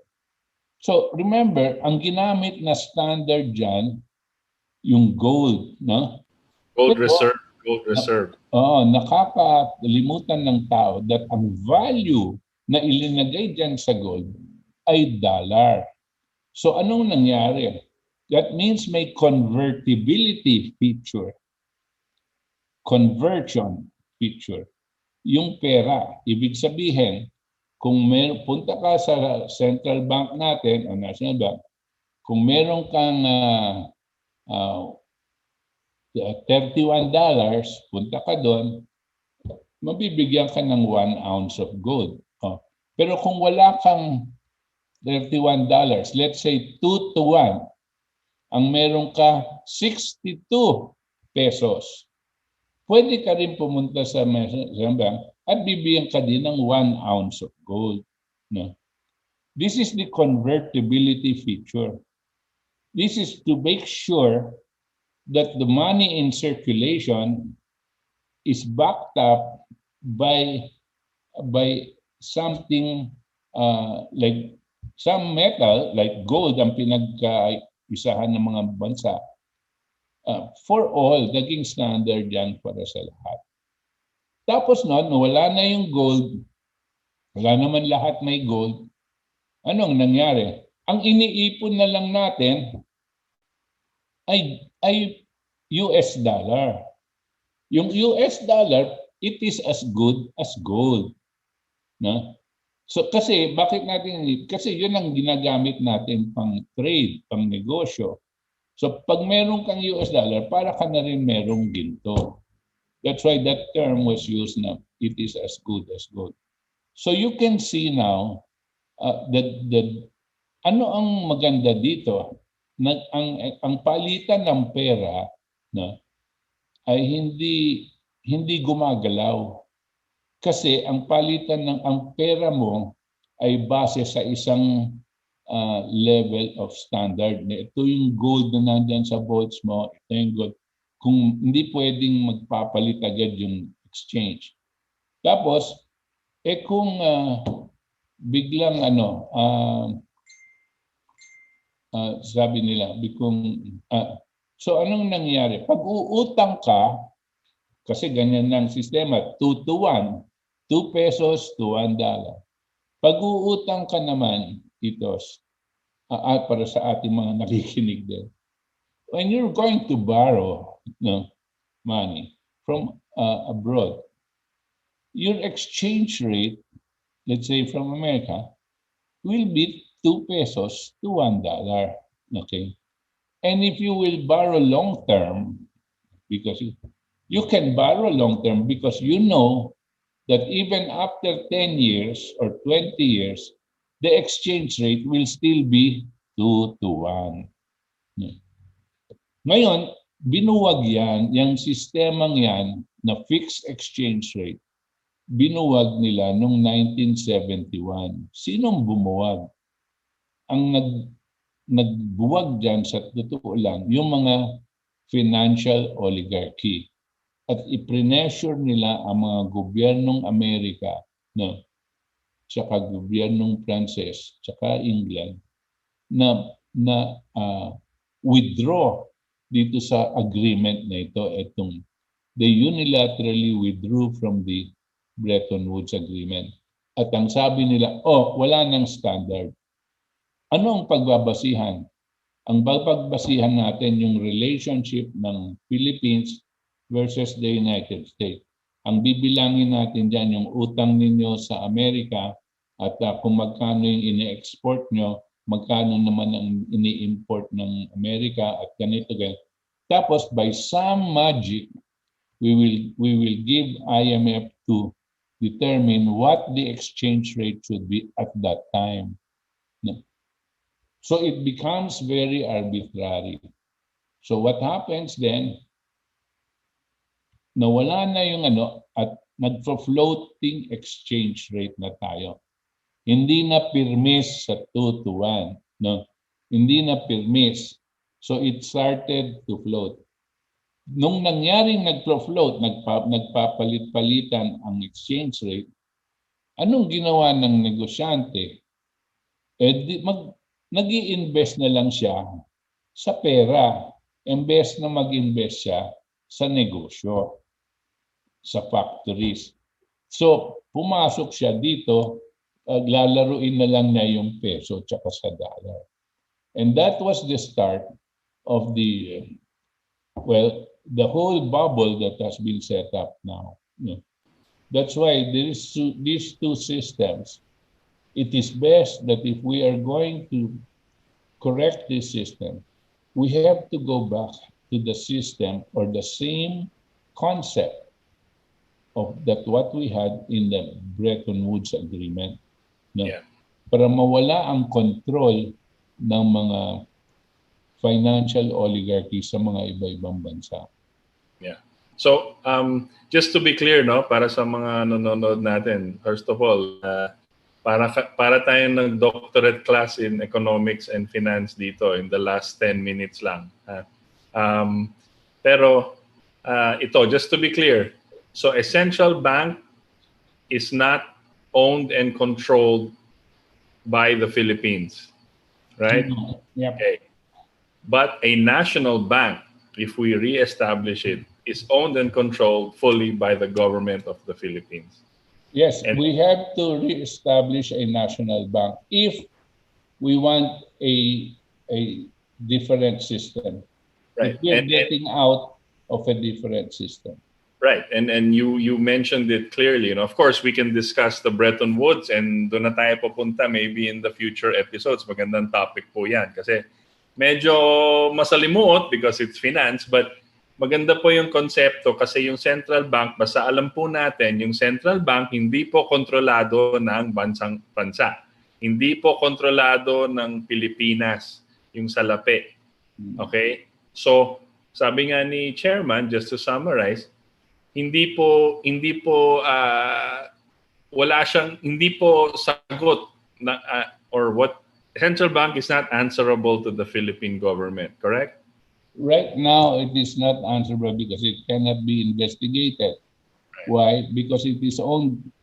It's not it's not parang officially owned by the Rothschilds and the bank.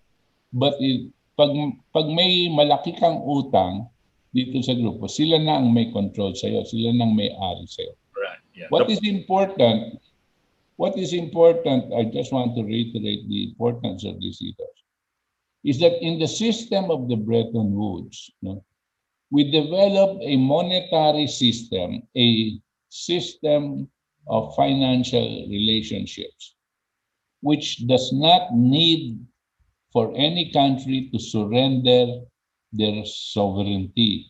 The system that the globalists at the Great Reset people are going to be pushing and insisting that the rest of the world follow, they will even go to war for this, is that we surrender our sovereignty.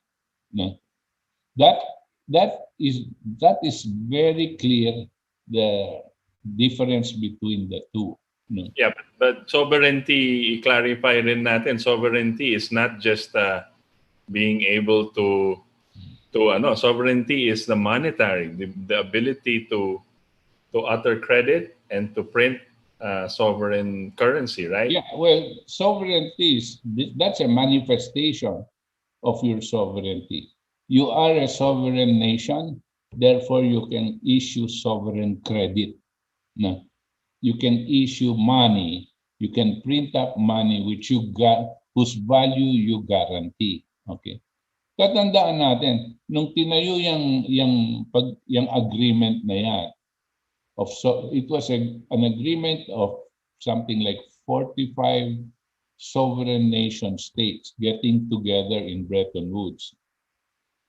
And they had one principle, because all sovereign nations, they said, the aggregation, the Bretton Woods is an aggregation of sovereign nation states, but all having one common objective, and that is for the improvement of the quality of life of every single individual in this planet. No?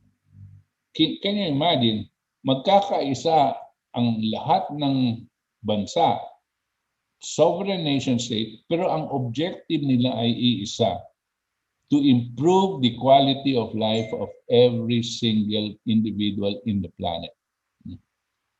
Kailan ka makakakita ng ganyang klaseng pagkakaisa sa ating mundo?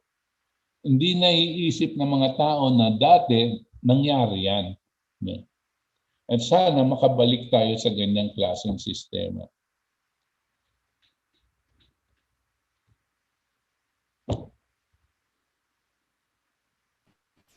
Great.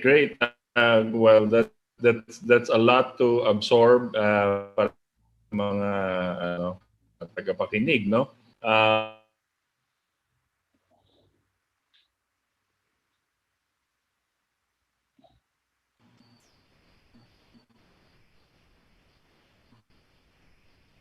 Yan, nawala ako.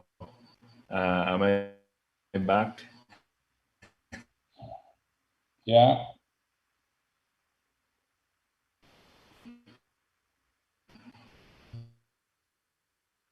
Go. Nawala si Itos?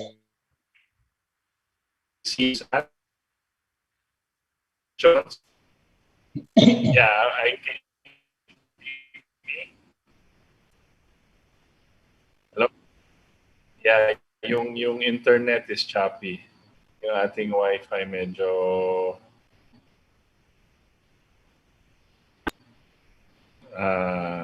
okay, KDP, can you hear me now? Yeah. Okay, so sana we can have the chat.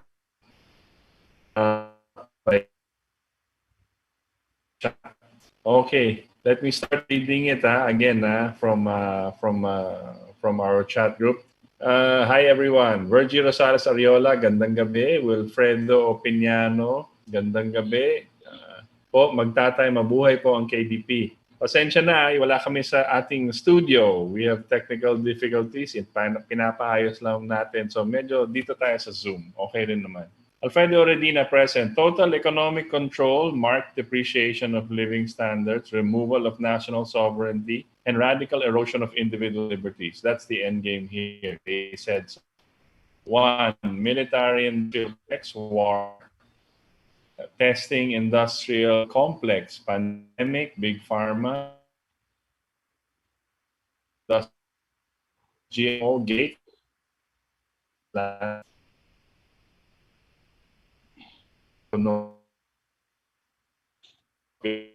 industrial complex is hindered Edward Zanzibar with rising tide. Okay. Lito on me, good evening, KDP, God bless. Cesar Soberano, good evening to the true Filipino leaders, KDP Maso. Ka Muhar Hakbar, mga classmate, magandang gabi. Elizabeth de los Reyes Gutierrez, gandang gabi po mga sir, mabuhay KDP. Rod White Periabas, magandang gabi po Katipunan, mabuhay po kayo, malapit na ang May 1. Kumikilos na naman mga salot ng bayan. Unang pakulo itong community pantry ni Ana Patricia noon. Unang pain ng mga terrorists watching you from Subic. Minerva Soto Kakal. Good evening, listening from Novaliches, Quezon City. Christopher Cruz, magandang gabi po sa lahat ng Katipon. CJ Lahora, watching from Cainta, Rizal. Shout out po yung mama ko. Na-lockdown po yung mama ko nasa Makati. Good evening sa inyong dalawa.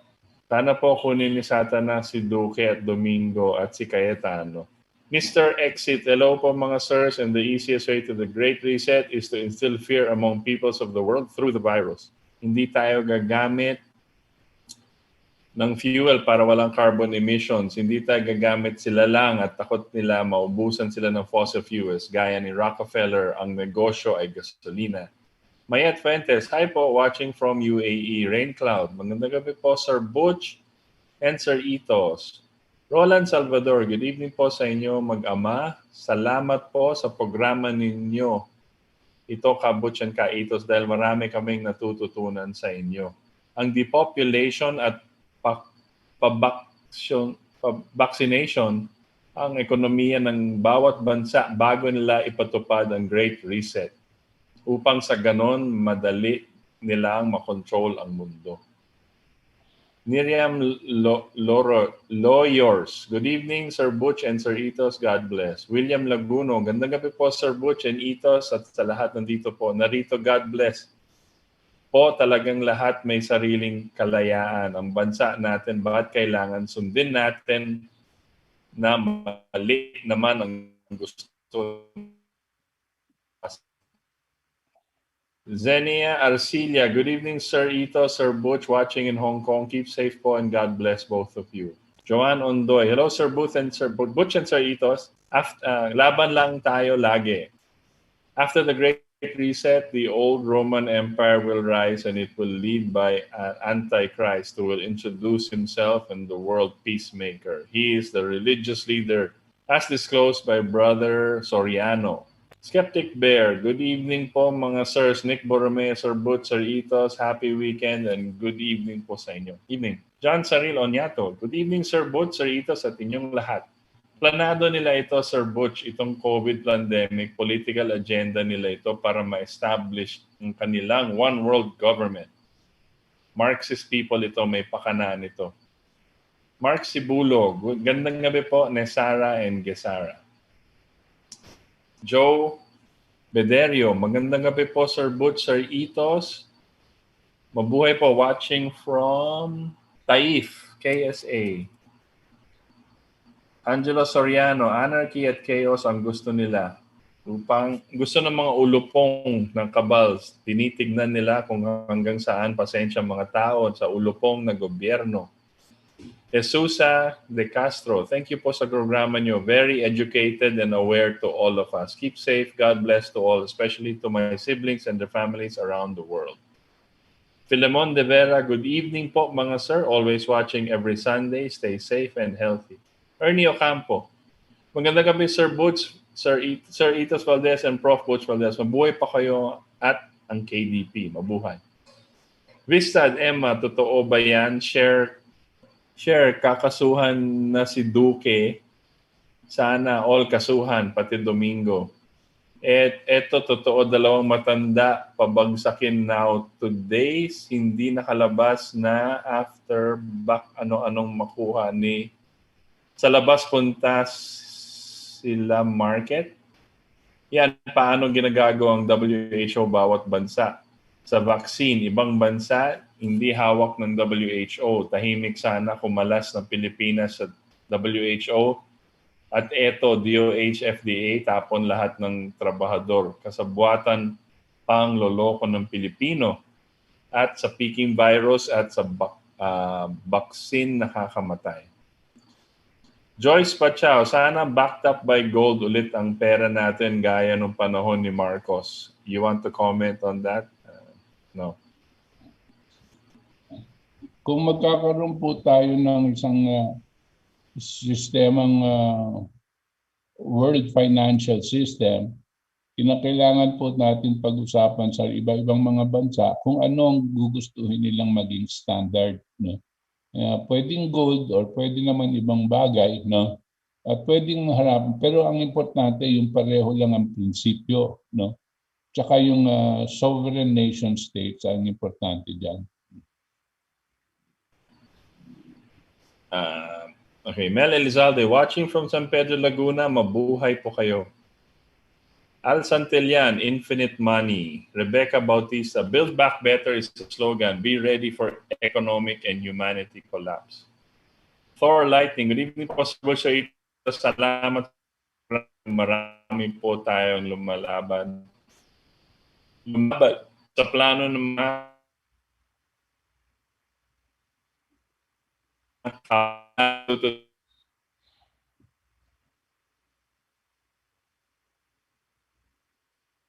mawawala ng lahat ng sasakyan na gumagamit ng fossil fuel.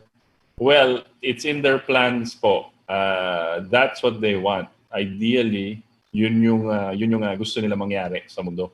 Tanggalin lahat ng traditional workers at i-replace ng mga environment-friendly technologies. Yun na. Sama sa ating pamilya sa pinakad ng kayasin. Po mga babalik sa dati. Ngayon, Antichrist. True Globalist post by Santo Papa Pope Francis. Nick Borromeo. Sir Butch Saitas, happy weekend and good evening. Jose Lavin, good evening, Sir Butch Saitas, watching from Fairview. Malungkot ang topic ng One World Government Slavery. Sagwata ng mga crocodile businessman ng buong mundo. Rich people who lost their moral ascendance. Oligarchs. Lorda Salvador, good evening po all. Watching you, Sir Butch and Son Itos. Hello everyone here at KDP. Watching from Sydney. Antonio Luna, whatever, let's enjoy our life while still breathing and do good things. Tonight, our fellow men, let God do His things if there is any. Alain Palione, present po mga sir, po lahat ng Katipunero watching sa Mesa, Manila. Angel Fermin, magandang gabi po, Sir Butch, Sir Itos, mga Katipunan. Lolit Reganit, capitalism failed 2,000 billionaire, but many, if you is also inflation. Noong unang panahon na Mayan tribe, ang pera ay buto ng poko. Kaya ako dati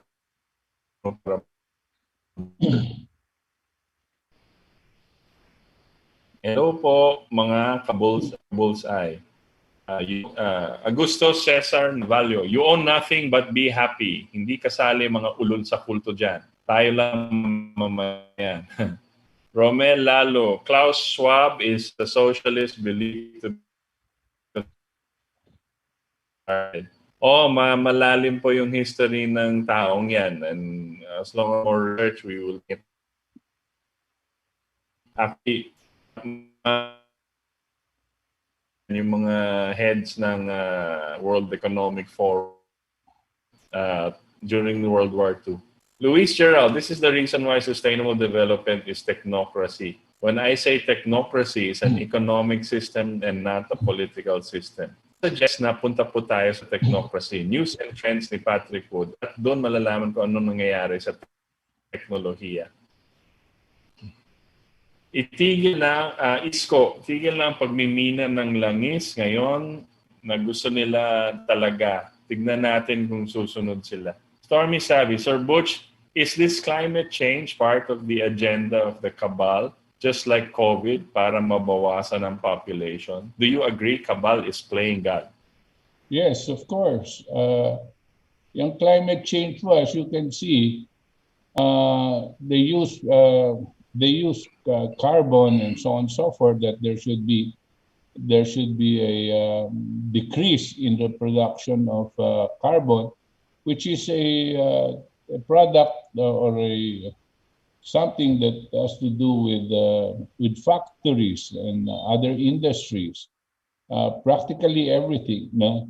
But what they don't like to talk about is that nothing will grow here in this world without carbon. No? And when the trees fall, when the leaves fall under a tree, no, those leaves as they wither, no, as they produce carbon, and that is what's fed into the trees again, so that oxygen starts to be produced. That's the way things are. But these people that have poisoned the minds of many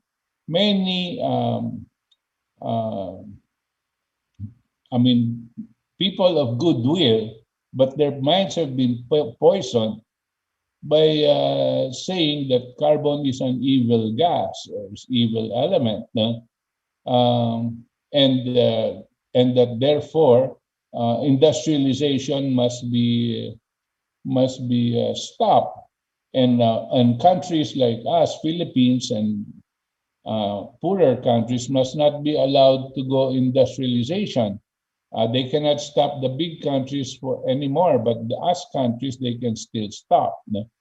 And the stupidity of it all is there are people here that are being paid by these big financial institutions that are coursing their funds through environmental groups like the Greenpeace and so on and so forth. The WWF is one of those.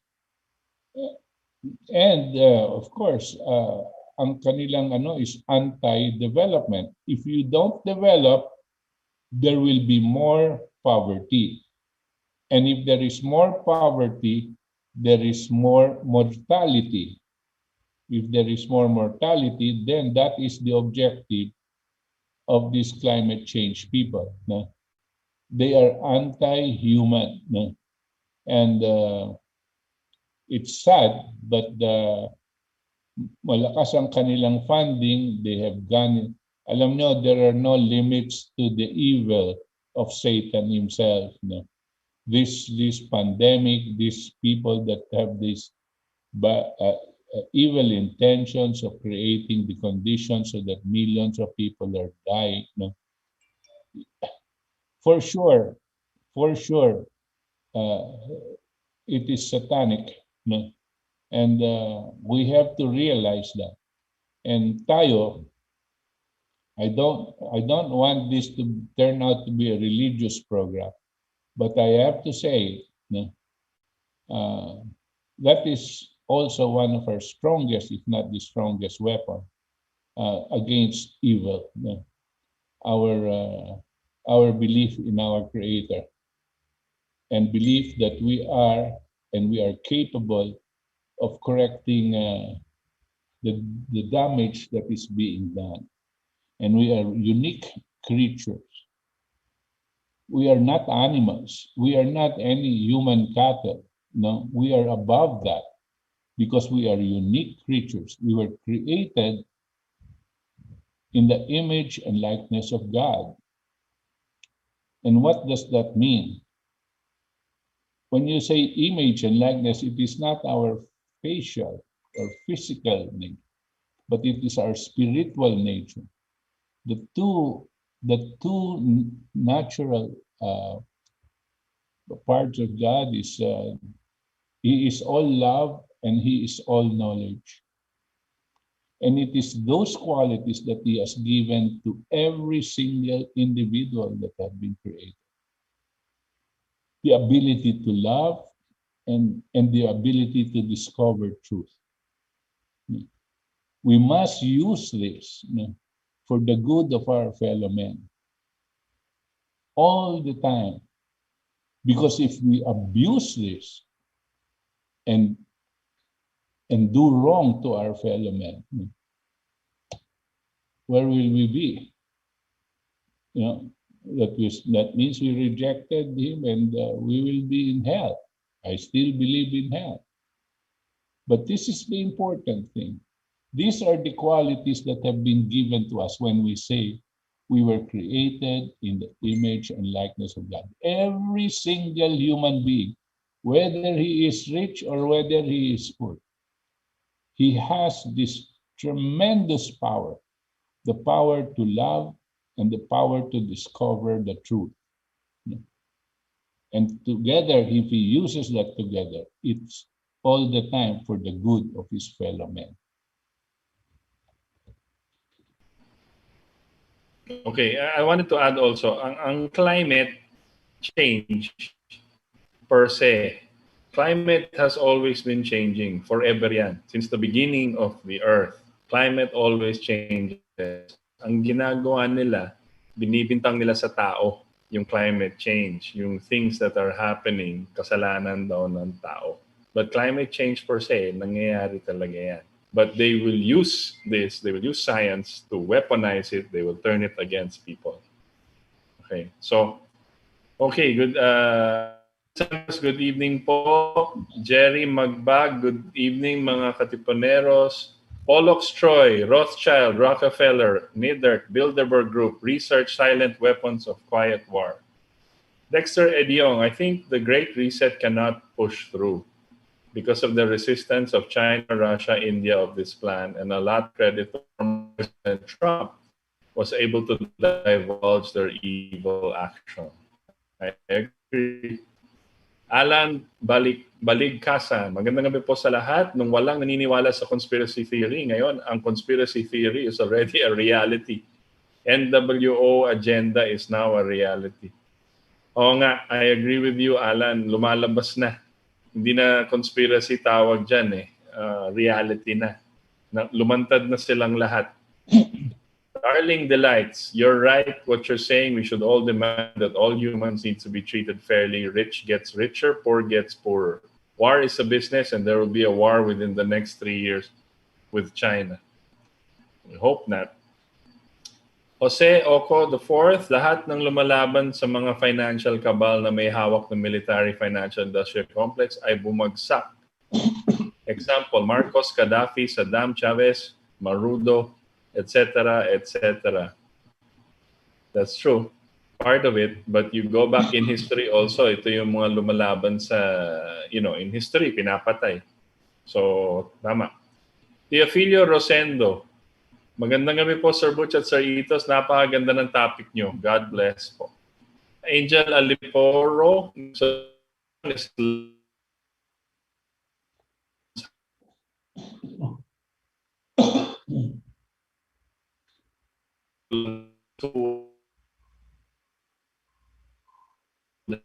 Manati, Rockefeller, deep sana humanity. Kailan pa magigising mga tao? God bless us all. Freddie Oredina, death trap kapag humiram na sa IMF na may kondisyon. Utang palaki gawa ng Angel Feminino ng mga globalists at G7, G20 para kontrolin ng population, healthcare, properties, ekonomiya. Yan po ang totoo. Kaya may COVID pandemic.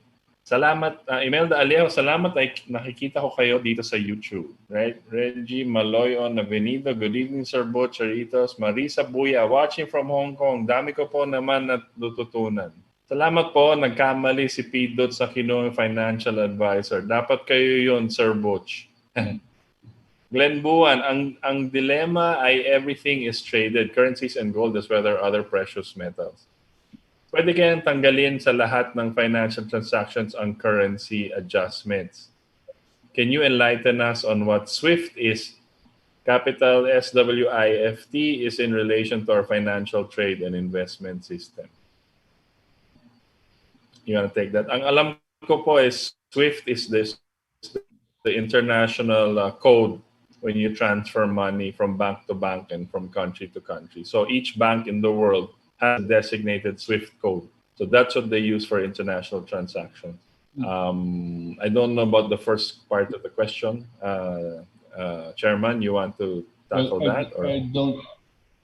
It's hard to be able. All we know is this: that the whole system now is working on as a digital system, and that income and expenses and debts and payment of debts are done now in the digital basis, and eventually transactions, individual transactions, will be done also on digital basis with the banks, more and more. So nawawala na yung use of currency, intangible, in coins and paper. Nandiyan na yan sa banks mo. Ang sweldo mo, matatanggap mo sa bangko. Tapos kung meron kang bibilin, matatanggal dun sa savings mo. Ganyan na ang nangyayari. There is a risk to this because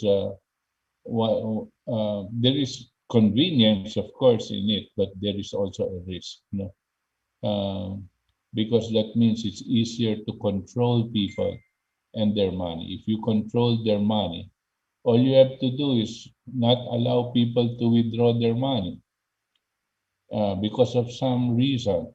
You will say everything is by banks. So anything that you want to withdraw has to be through the banks, by digital system.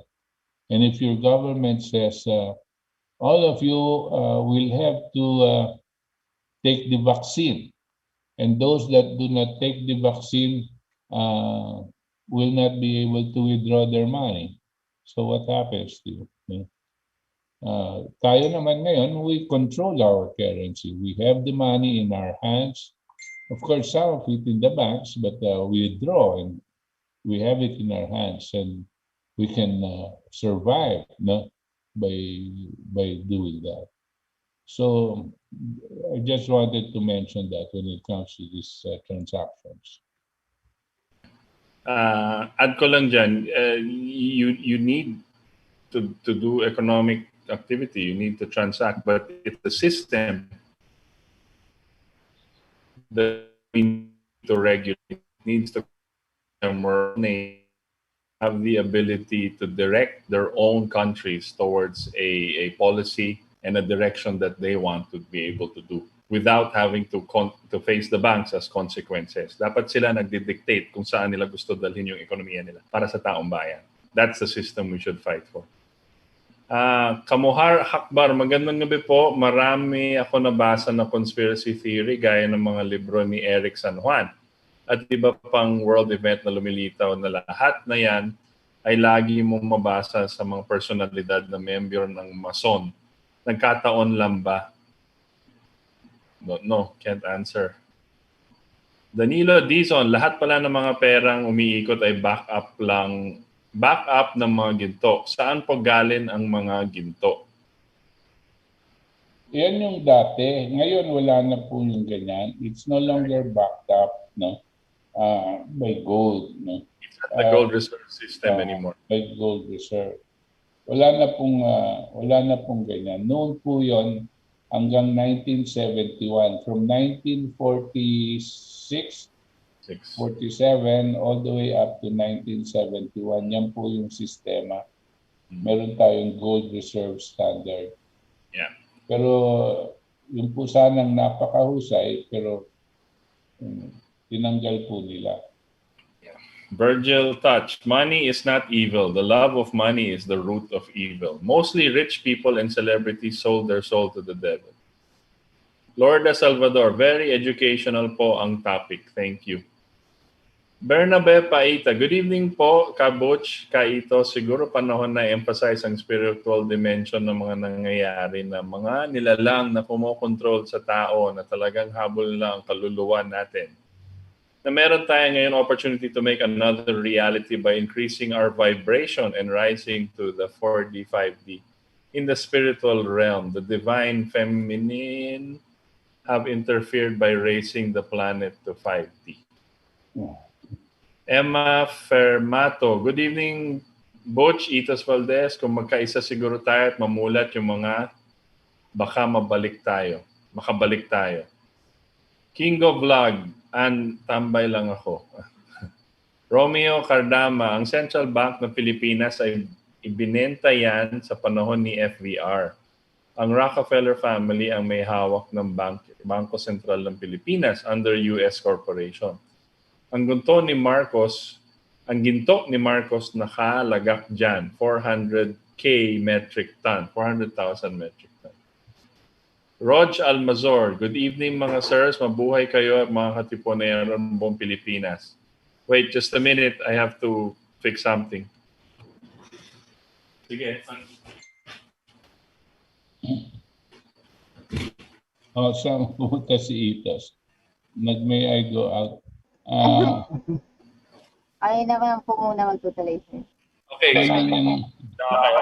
Ito, balik na ako. Good evening po mga sir. How about po yung resource-based economy idea ni Jack Fresco? Mag-work po pa kayo sa society. We don't know yet. We have to research on the resource-based economy. Hello, watching po from Israel, Provinciana. Teka, may inayos lang po tayo.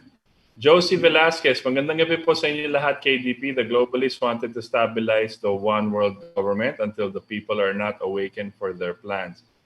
The lockdown will continue. Salamat po ng marami sa inyo at marami na naman ako natutunan. Rain Cloud, dito sa Korea, next week meron na kaming over-the-counter COVID test na 15 minutes lang. Truth shall prevail. Good evening po mga katipanero, Sir Butch, Sir Ito, silent subscriber po, mapipigilan pa po kaya itong great reset mga sir. Sana po mag-people power na tayo mga kababayan. More power sa KDP. Crime Bastre, good evening Sir Butch, Sir Itos. Mabuhay po kayo. God bless always, watching from Thailand. Apolinario Ebner, dahil sa slogan ng Maginhawa Community Pantry ay, quote, kumuha ayon sa pangangailangan at magbigay ayon sa kakayanan, unquote. Na ayon sa militar, ito ay simula ng komunistang nais ng sistemang sosyalismo. Kaya nabahala ang mga ganit ng kapitalistang onigard at gobyernong korap. Kaya ginamit si Parlade at Badoy na siraan at i-red tag ang mga sumusuporta sa maraming masang middle class at makabayang professional. Nalantad ng kapalpakan ng Duterte administration, isa rin patunay na ng prinsipyong sosyalismo ay patutulungan para walang magutom. Samantalang ang sistemang kapitalismo ay swapangan at paramihan ng yaman. Rolando Olieras, paki-explain nga po in depth ang sinasabi nilang quote, sustainable development. You wanna take that? Well, mahaba yan. Pero yung sabihin natin sustainable development, yung ang ibig sabihin niyan, yung gagawa ka ng sistemang ekonomiya na kaya mong masustain, kaya mong kakayanin mo. Habang yung itong kakayanin mo hanggang doon ka lang.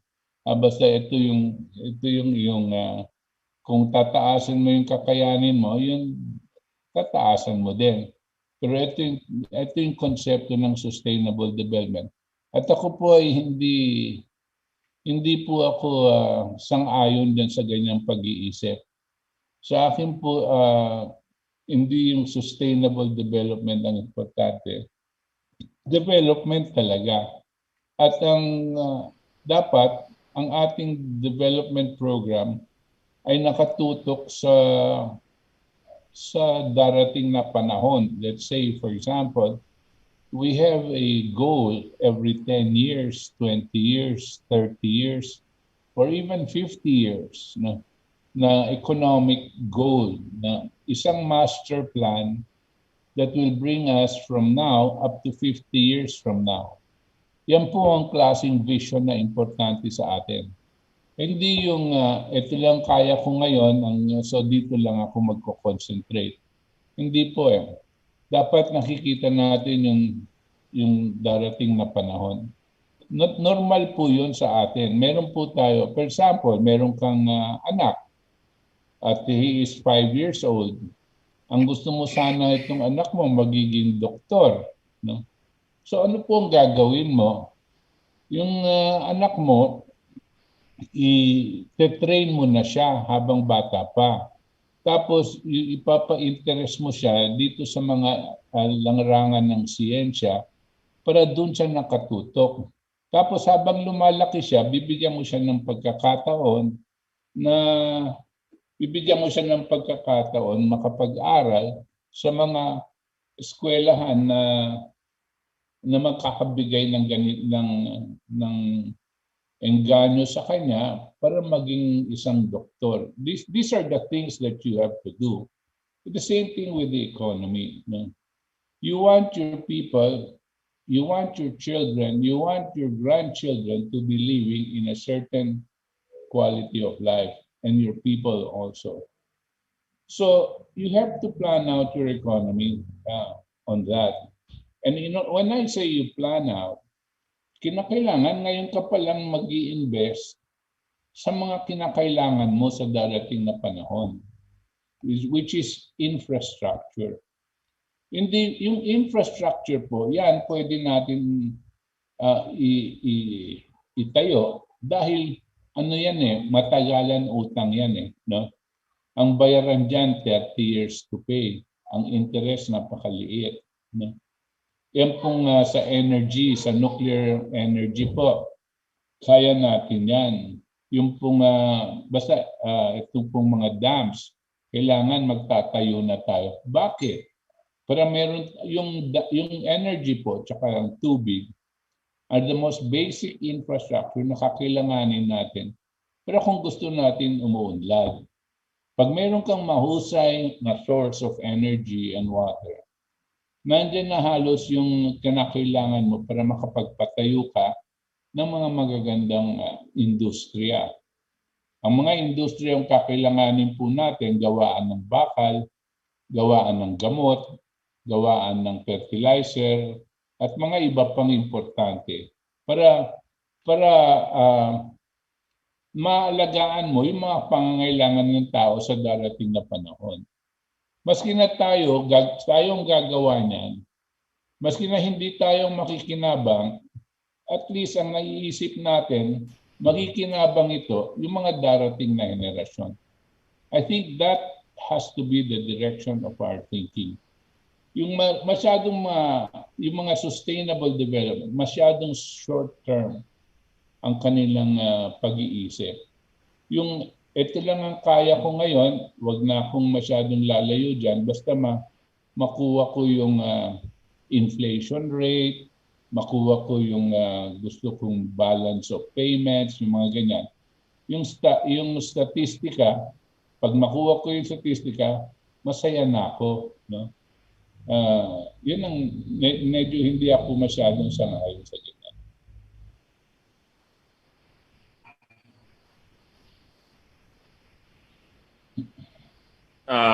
Okay. Taga, nag-disconnect ako yung technical.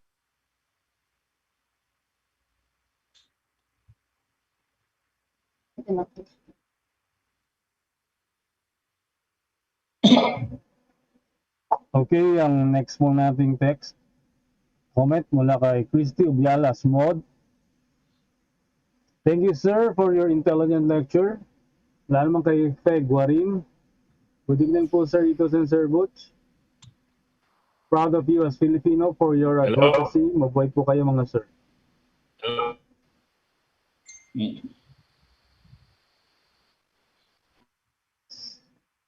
Tos? Hello.